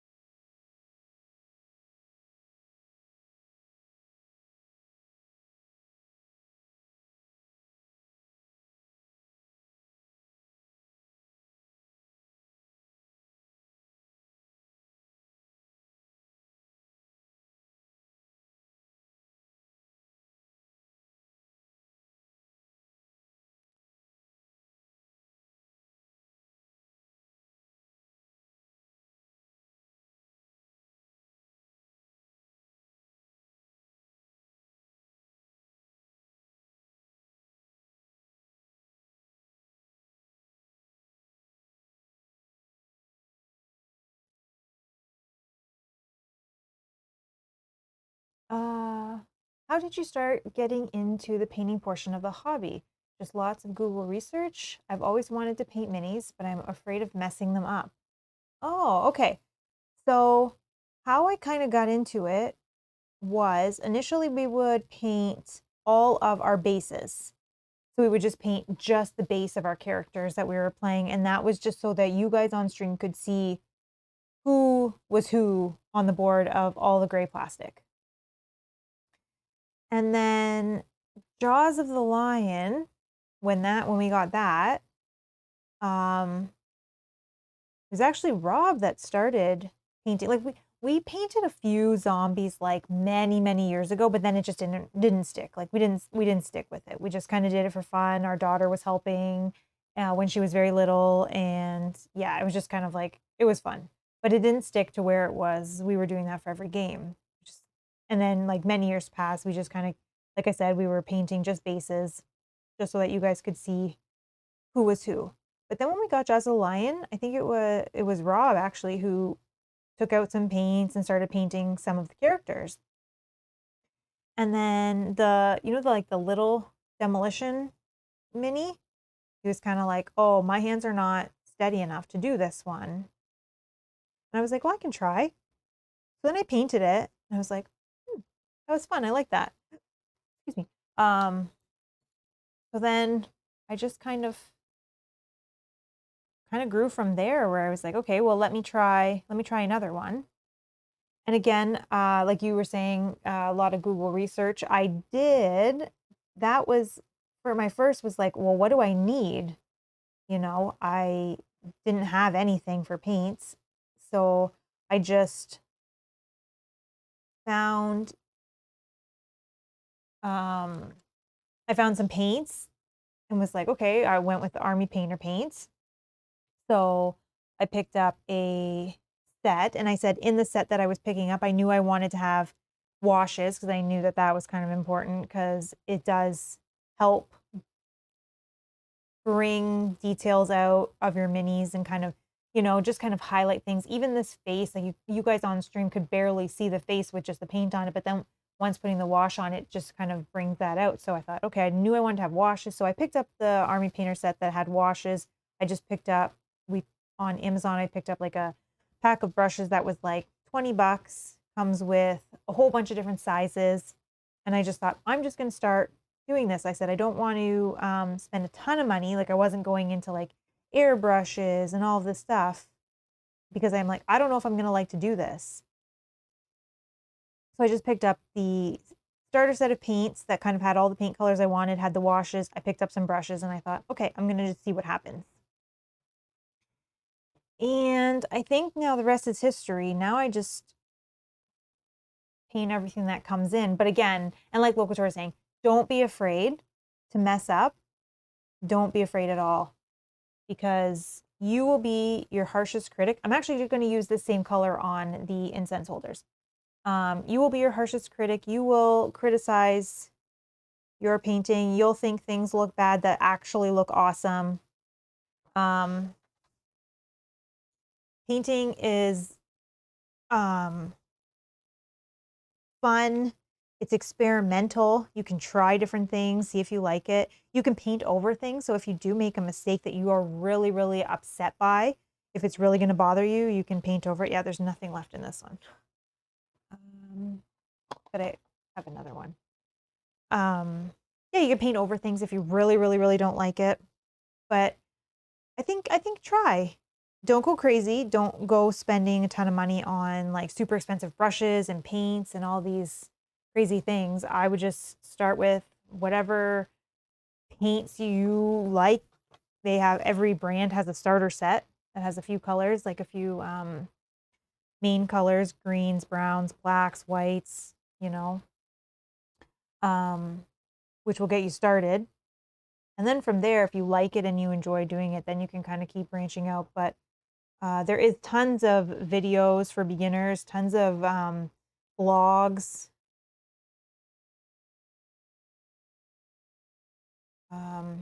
And I paint to be table ready, I guess you would call it, right? So I'm not painting for anything to be judged or I don't use an airbrush. I just do everything by hand.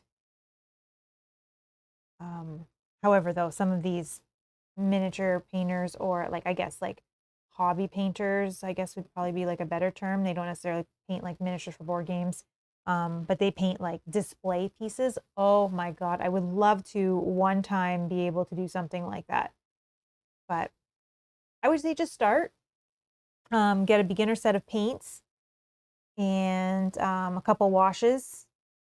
You don't even need a lot of washes. I think I started with 4. I started with dark, flesh, medium, and strong or something like that. Just to kind of get started to see if I liked, like I said, see if I liked painting. And then since then, I've now bought all different color washes. Every time I go to the hobby store, I have to go through the paint section, see if they have anything new, anything I don't have, any colors I don't have. All right, I'm going to do all of the brown now with a strong tone. Oh, thank you so much. Your minis look awesome. And thanks for the support, everyone. Yeah, I think you just get started, just try. And you know what? There's two suggestions I've heard. One is if you have like a zombicide game, they have a bazillion zombies. Try one of those. If you don't like it, you didn't ruin anything because one less zombie in your game you'll never notice. The other thing is people have said is at um, sometimes at your local dollar store or even like a Walmart or something like that, you can pick up like a bag of Green Army Men or something like that, and you can practice or even just try on those and see if it's something that you like, and um, make sure it's something you want to do before you invest money into it. But yeah, I would try. If you're interested in trying and you think you might like painting, I would try. And don't be afraid at all. Don't be afraid at all. You'll probably surprise yourself. And I've always said, all minis look better than gray plastic minis on the board, no matter what.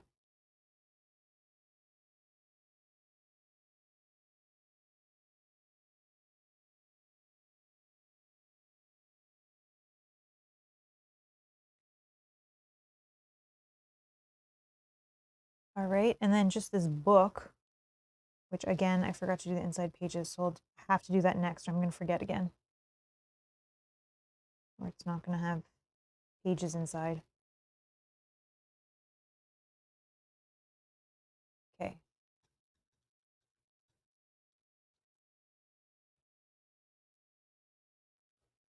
And the other table says, totally agree, Mel. Thanks. Great info on painting. I love to hear others joining the painting hobby. Also, Priest is looking great. Thank you, thank you. Love the fact that the book is hanging around his neck. Super cool. Yeah, it's definitely a cool mini for sure. And I think the purple definitely makes him pop in comparison to some of the other minis that are just like all armor, or even some of the ones that are kind of like plant color, which when the board is all vines and browns and greens, those minis aren't going to pop so much as this one will. Oh yeah, I'm like, what am I doing? I'm going to paint the pages inside. So for the pages inside, I just want to use a lighter brown. So I'm just going to use a tiny bit of this monster brown. I actually maybe might even, I have some of that corpse pale. I might even mix just a tiny bit of that in with it, just so it's not so light or not so dark.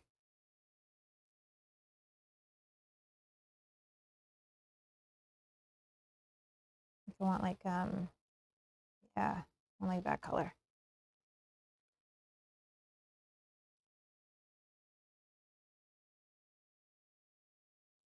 Yeah, I definitely also agree. I love when new people are joining the painting hobby.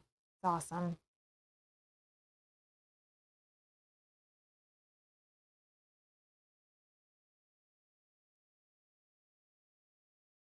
Painting is fun. For me, I think it's super relaxing. I find it super rewarding when we're playing with painted minis. We can never go back now. I feel like I can never not paint a game. Because can you imagine after you paint? That's perfect. That's exactly what I'm looking for. After you paint minis, then going back and playing with like gray blobs. Can't do it. Like we're spoiled now.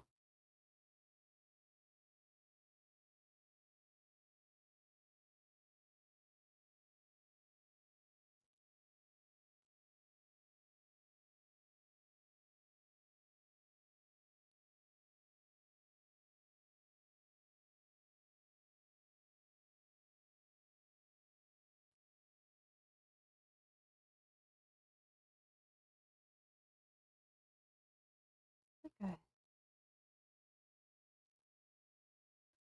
Can't use that one. There's like a hair in it that's messing with me.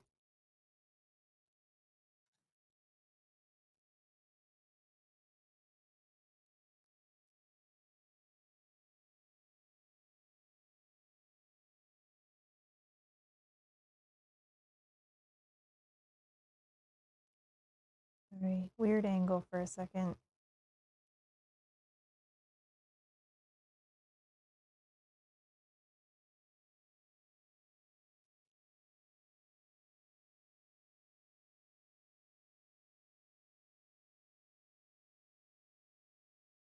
paint is not really sticking in here. I feel like there maybe didn't get much primer in this little tiny gap, so I may have to go over this again.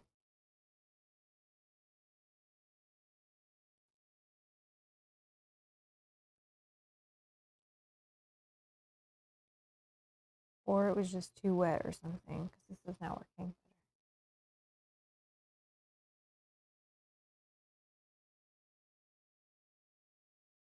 I'll put a wash on it as well, so it doesn't have to be perfect.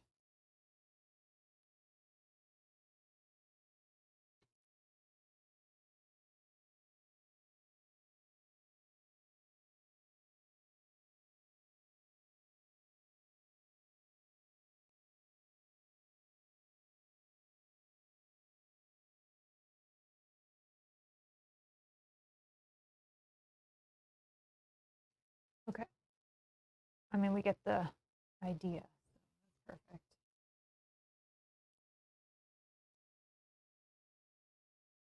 Put a little bit of wash in there when that dries. Oh, Locator says, I might have to check, but I'm sure there could be several local laws against going back to unpainted minis. Yeah, I feel like that might be a thing. Might be a thing. Okay, think then other than that book, oh, I didn't do the handle, so let's do that.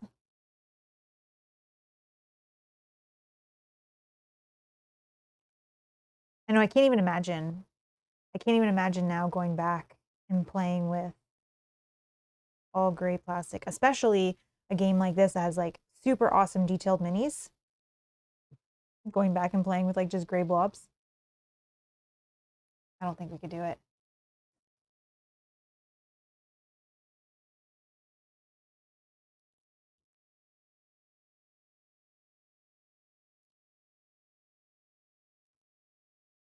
Okay, and I'm also just going to throw the dark wash that we had over the stone, both on the ground and on the hammer.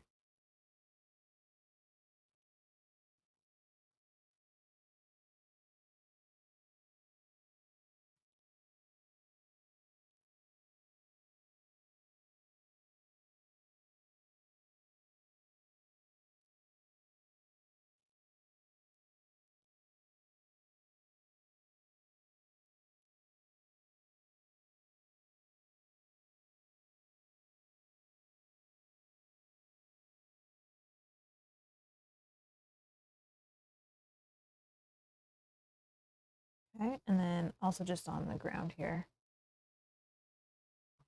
I will need more if I'm doing that.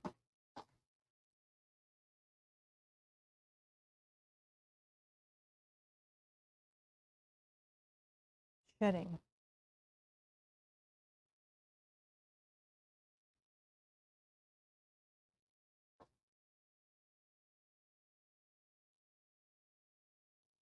Yeah, looking at this base didn't look like it at all had any vines or grass. This one looked more rock. So maybe some of this should have been, but I just wanted to do it different than all the other ones that are all grass on trees. This one looks a little more like a rock. So once this wash is dry, I will do a dry brush on some of these rocks to make them pop out.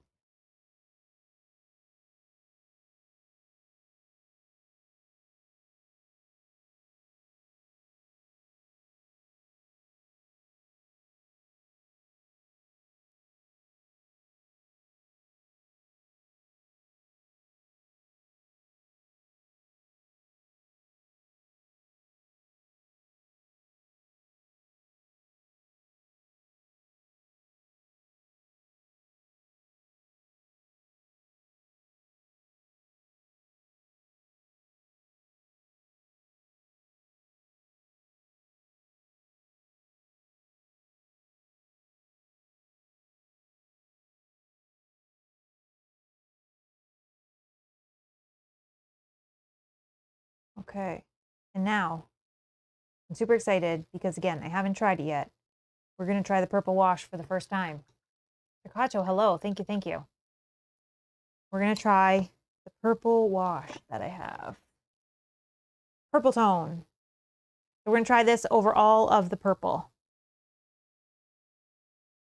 I've not been able to use this yet, this wash. I think I've used all the red, green, blue, all of those. I have not used purple. Purple's not a color I paint with often. I need a new tray here.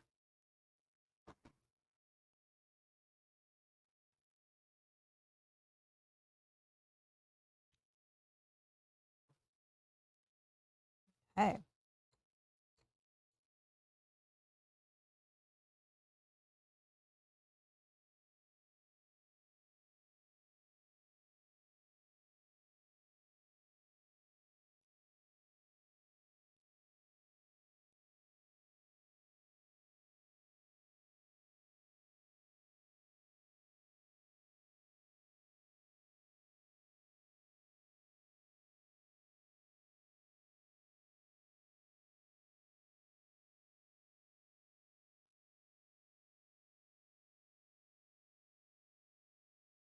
All right, I like it.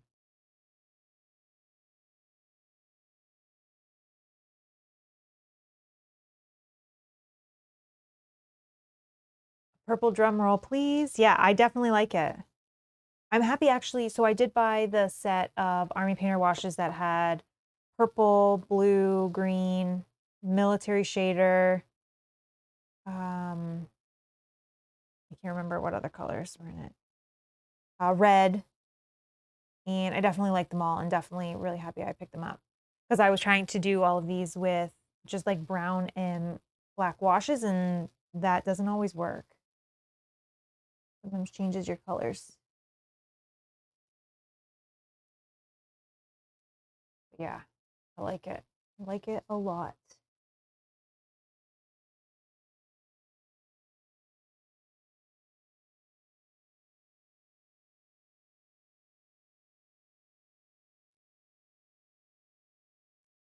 Okay.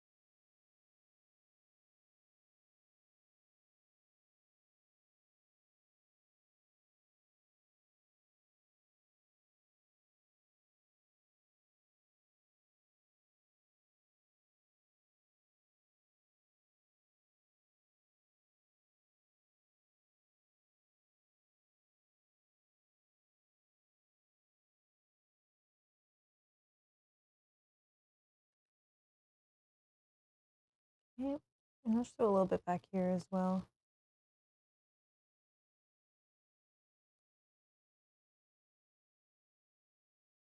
Right.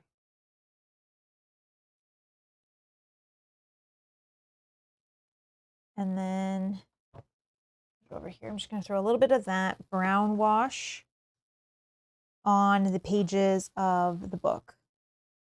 Actually, this may be flesh, but that's fine. I just want a light wash inside here.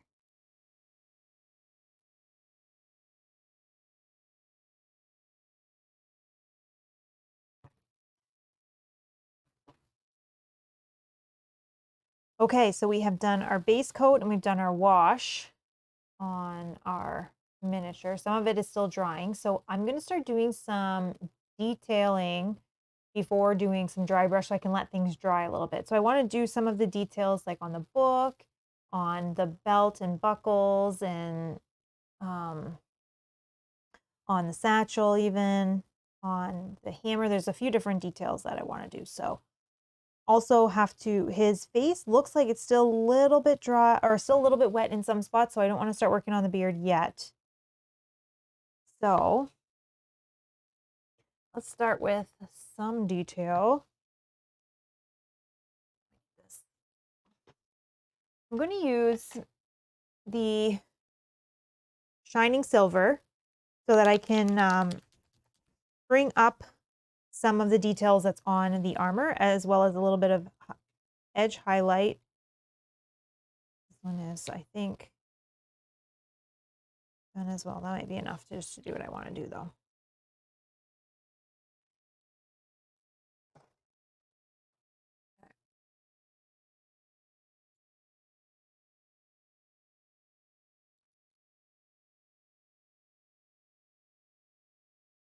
Use that for some of the buckles and belts.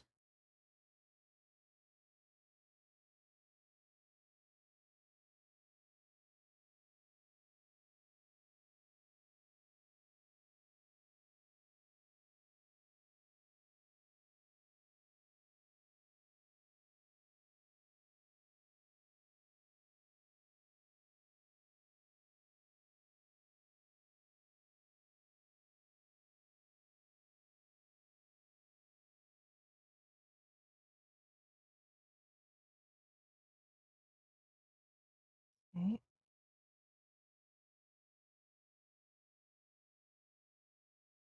Get a different brush.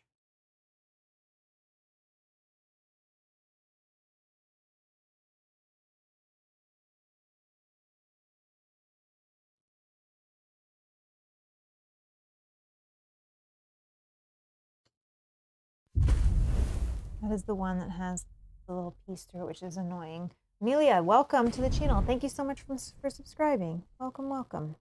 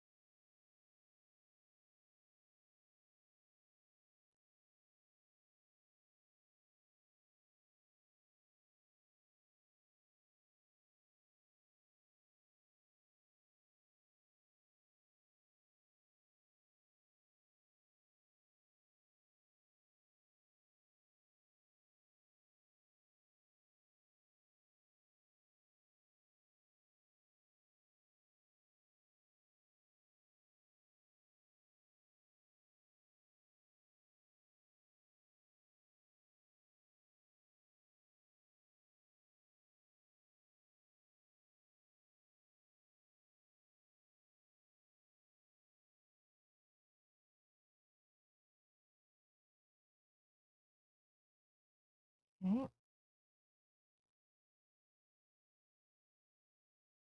Just looking, I think that's all the like little.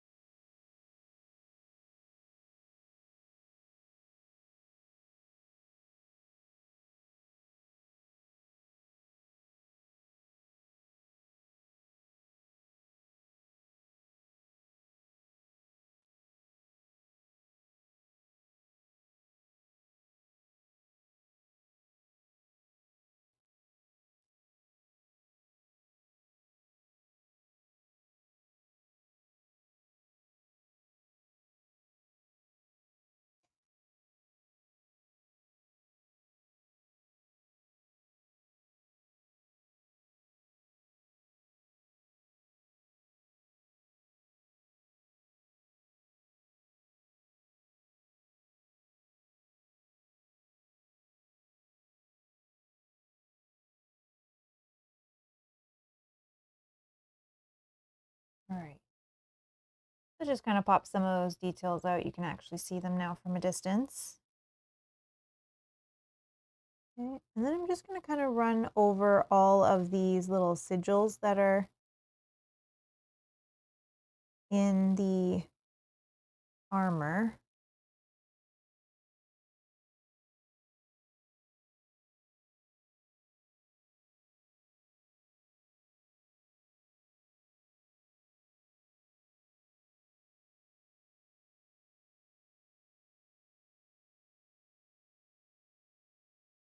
Just to emphasize them a little bit more so that they stand out.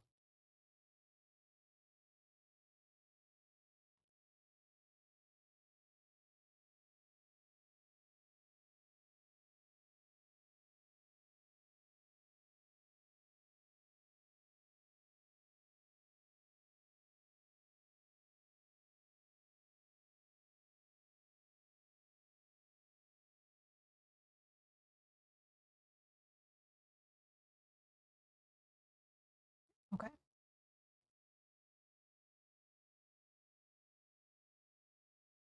I think next I'll do some dry brushing.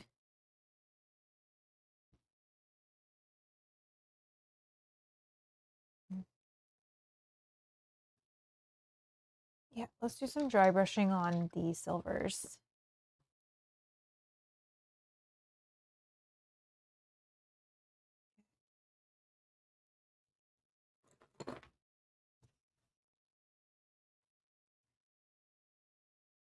I have a paper towel so I can get most of the paint off the brush.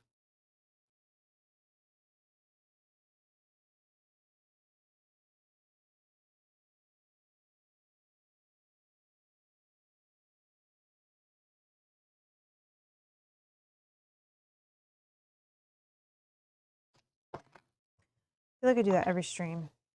When I start dry brushing, I flick it all over the place.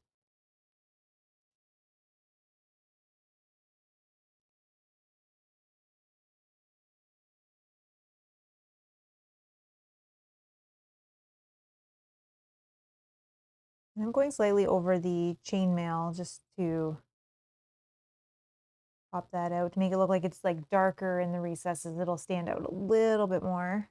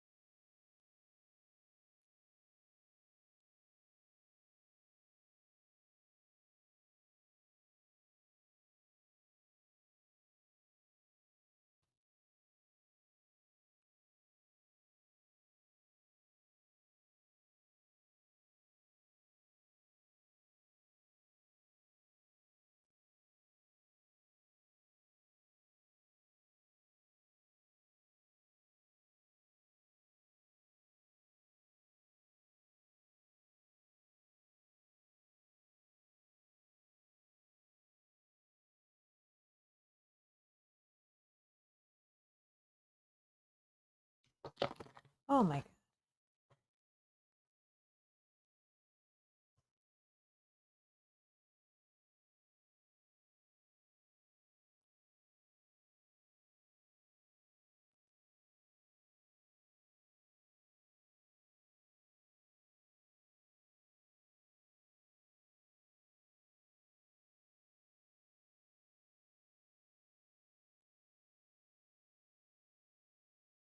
Okay, so just shining up some of the armor there.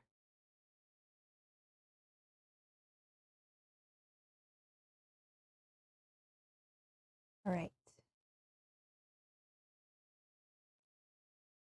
I do want to do a little bit more highlight on the belt. I just want to take a lighter color. Let's go with this. I think I did this on the Warbear belt too, and I liked it. The leather brown.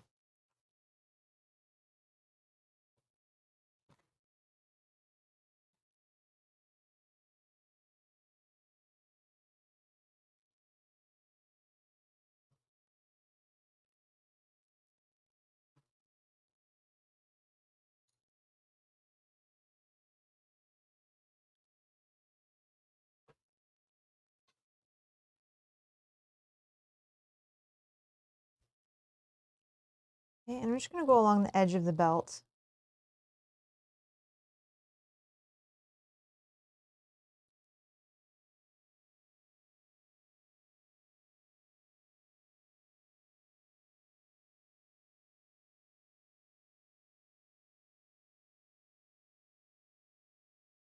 I'm just trying to use the side of the brush just so I don't get paint everywhere.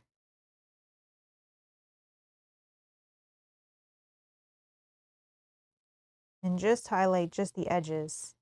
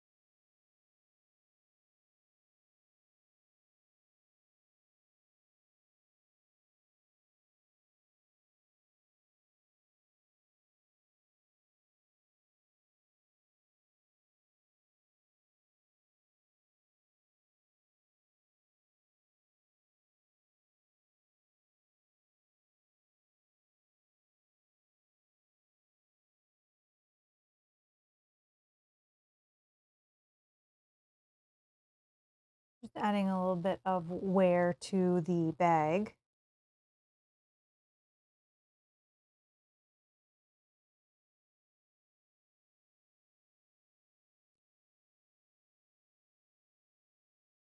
Just added a little bit of a lighter brown in some of the higher points.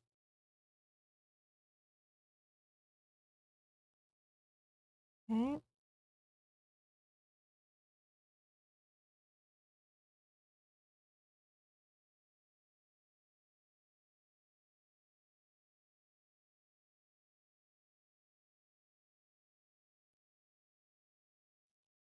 Vince, hello, excellent work. Thank you so much. Thank you, thank you. Not quite done yet.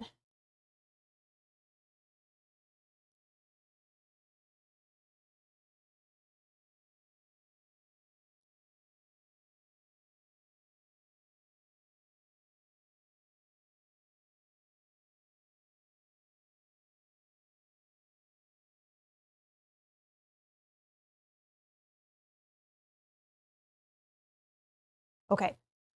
Next, we're gonna start building up the beard. So it looks like the beard is like a gray, almost white. So I'm gonna start with a gray, which I actually have a few grays in here. This is the wet palette that I used yesterday that we were using some of these grays on the bear. So I have a light gray, I have a white, and then I have a little bit of a darker gray. So we'll start with the light gray and then we'll kind of build on that as I go.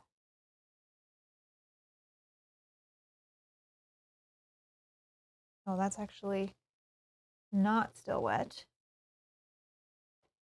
So that is just ash gray. Let's put it over here then if that's not wet there.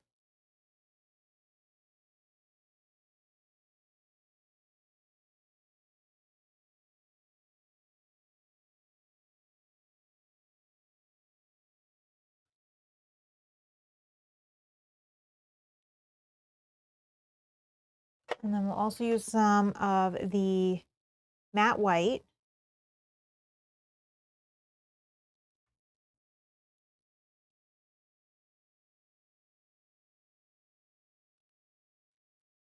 And then my next darker gray that I have, cannot find, oh, right here, is uniform gray.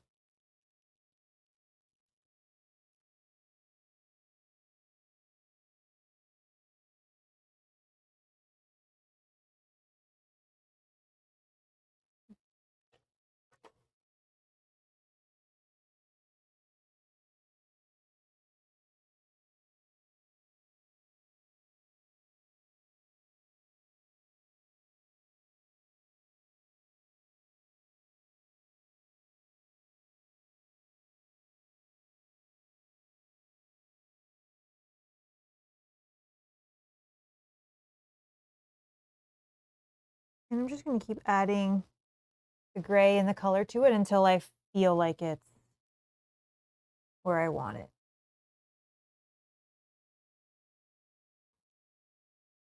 I find it easier myself to fully paint the face, especially on a character whose face is so small, than trying to avoid the face or the beard altogether. I find it's easier to blend it and it looks more natural instead of having that line, which I used to do in the past. I would be like, okay, I'll leave the bottom half of the face and then I'll just paint like beard or whatever. But I found it wasn't like as natural looking. I find with facial hair, like you kind of want to be able to see the flesh color underneath a little bit.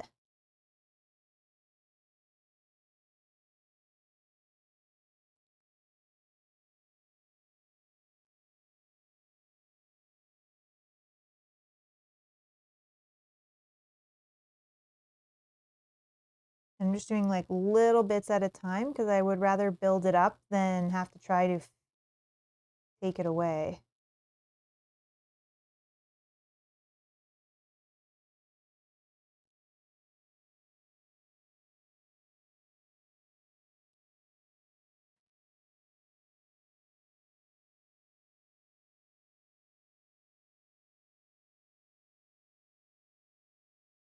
Okay. This is just first pass with the beard. I'm going to add a little bit of white to it as well. But see how you can kind of see a little bit of that flesh tone underneath? I like that versus having it like trying to do the solid gray and then it just looks a little bit more strange. So now I'm going to add a little bit of white to the gray.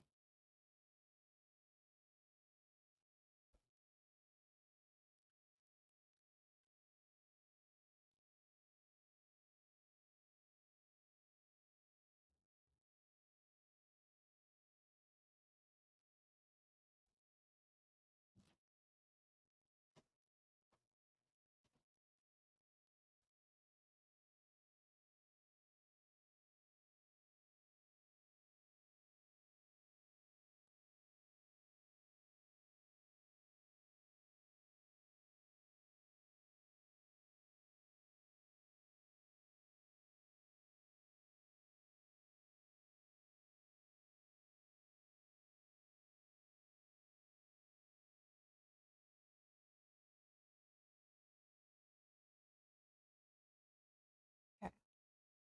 So added a little bit of white. Maybe hard to see until it dries. But I think that looks awesome. Okay. Okay, next thing I'm going to do is I'm going to take a little bit of the corpse pale. Is that what we used? Yeah. So we use the corpse pale for the flesh. So I already have this on the wet palette. And I'm gonna just do a little bit of highlighting around the face, like the cheekbones and all of that, just to make the face kind of stand out a little bit more. This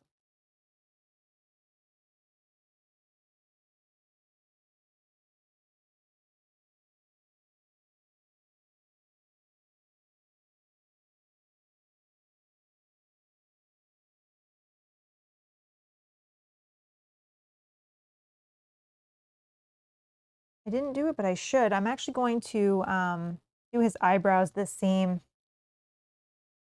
color we did the beard.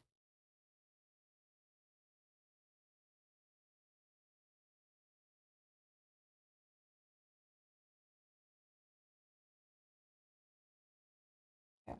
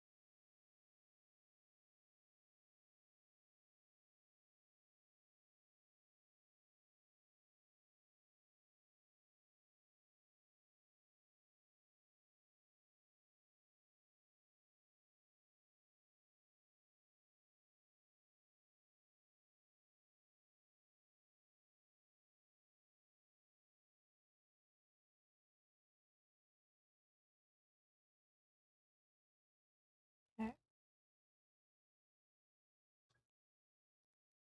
Amy Avatilo says, gotta go. Looking great, Mel. Thank you so much. Looking forward to see these painted figures on the table. Thank you, thank you. Yes. All right, I'm looking forward to that too.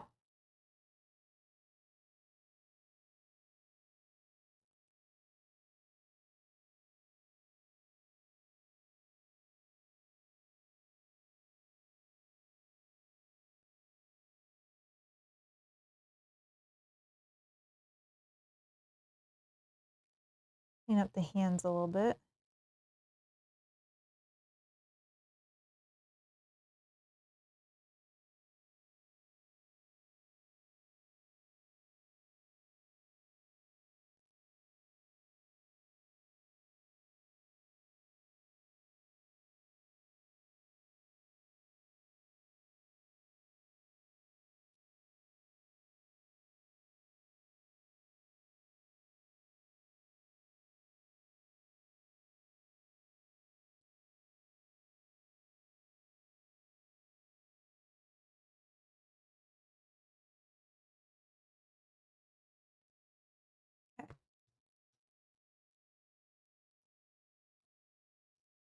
Next, I want to do a little bit of a dry brush on the base on this rock. I'm going to use that same ash gray that we used for the beard. Let's use this one.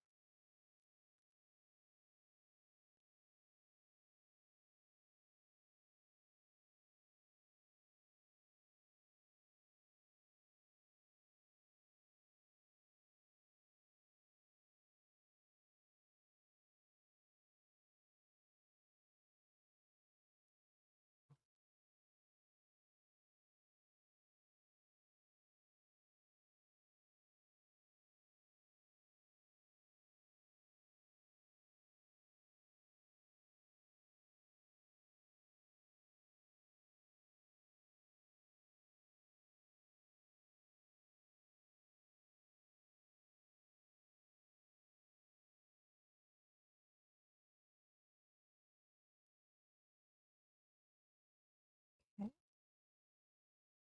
And then the last thing I think I want to do is a little bit of highlight on the cape. Since the cape is a large portion of the back.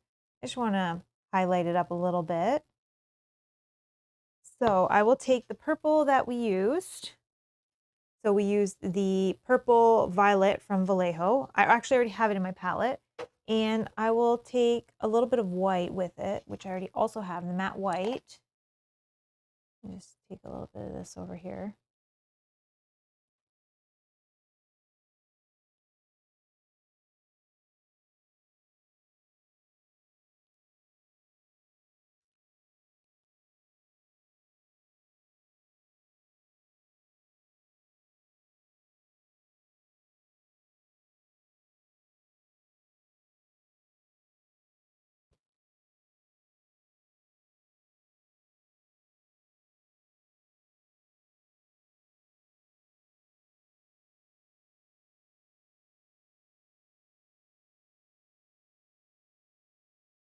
I'm just going to rub that on the highest parts where like the folds are.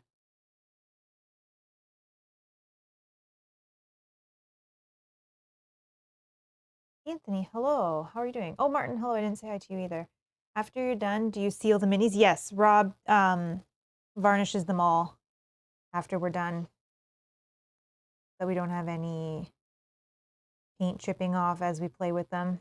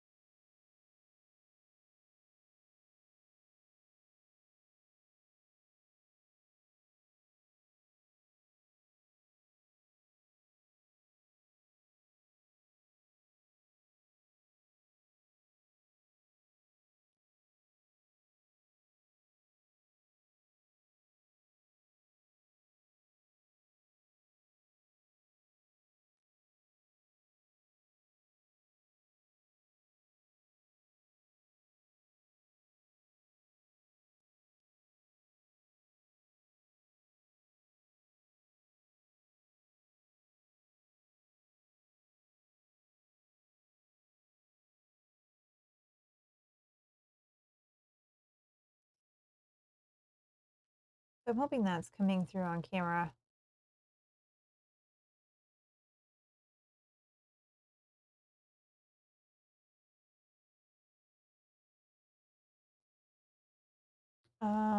Any tips for varnishing without ruining mini painting? So varnish is suitable in not adding its own color. Yeah, varnish is like a clear coat that goes over top to like seal them so that your fingers and oils and stuff from playing with them doesn't ruin the mini. And we seal all of ours with varnish. Yeah, it doesn't change the color. You can get matte, glossy, satin, whatever kind of varnish you, however you want your minis to look. I think we just use, satin varnish. And then I do have a paint on gloss. So for example, the brood mother that I did, I will paint on the gloss in the scars and like all the blood so that it still has that like wet look. But yeah, the varnish won't change the color of your minis. But just again, watch what type of varnish you're using.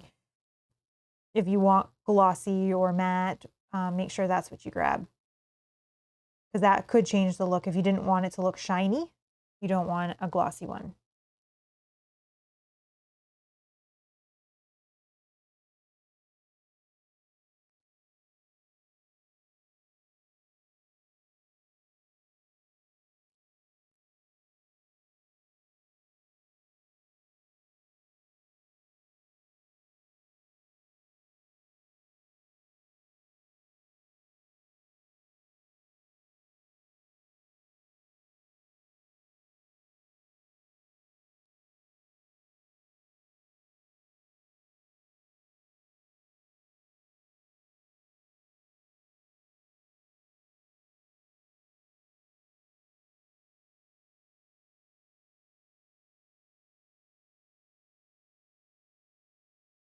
Okay, so I hope that is coming through on camera as nice as I can see it with my eyes, but it is creating like a little bit more depth.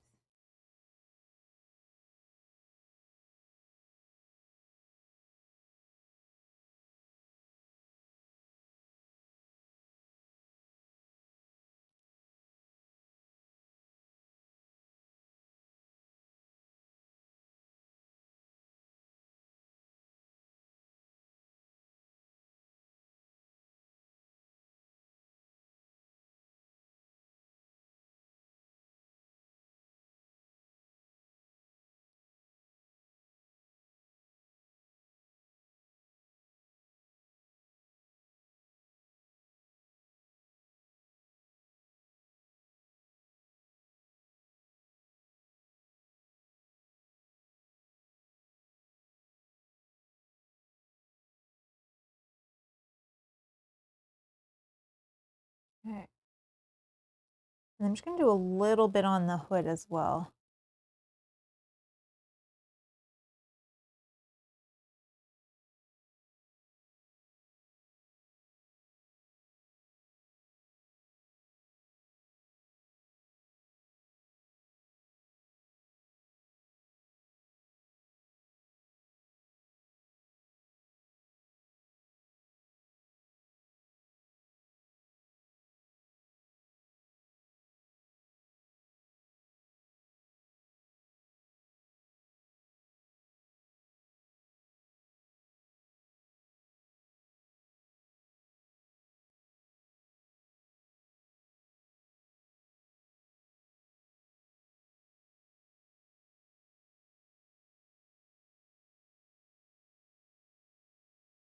I'm going to lighten up the top and the front of the hood.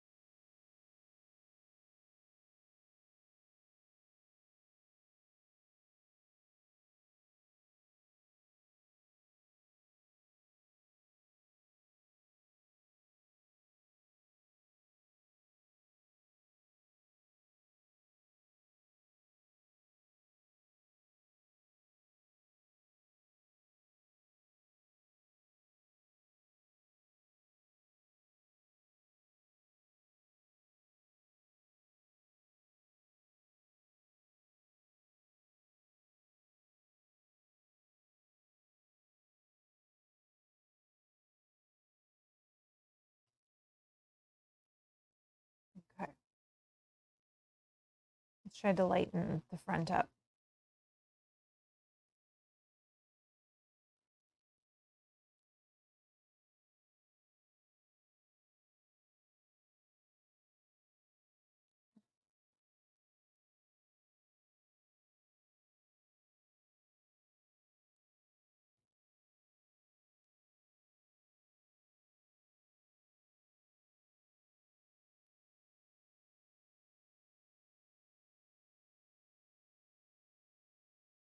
I'm just adding a little bit to the bottom. All right.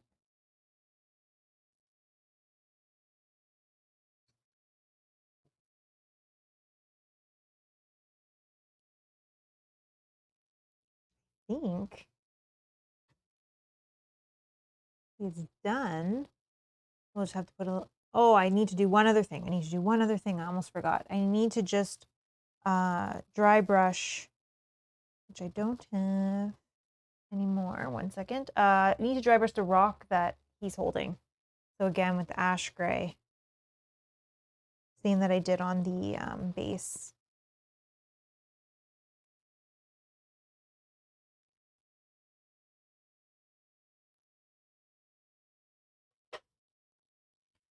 One second, then I can show you.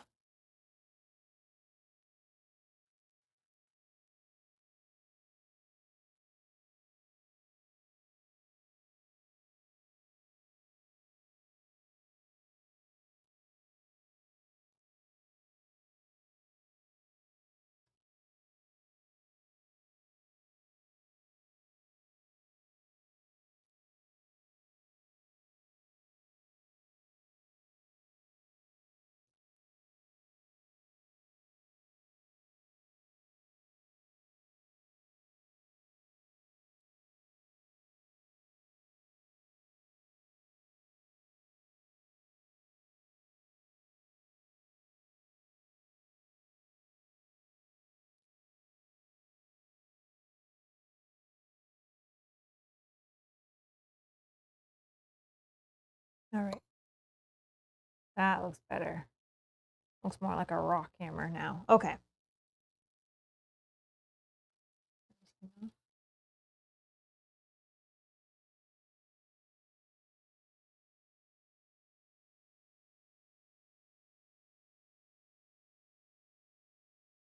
This is our priest ready for battle. Just have to do the black rim around the base, which I will do next.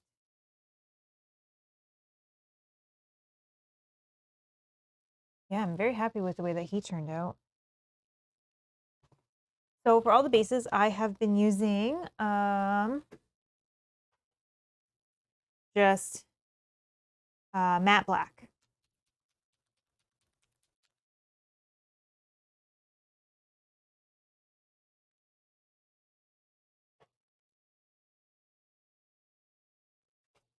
I'm going to look through this because I will make less mistakes if I do.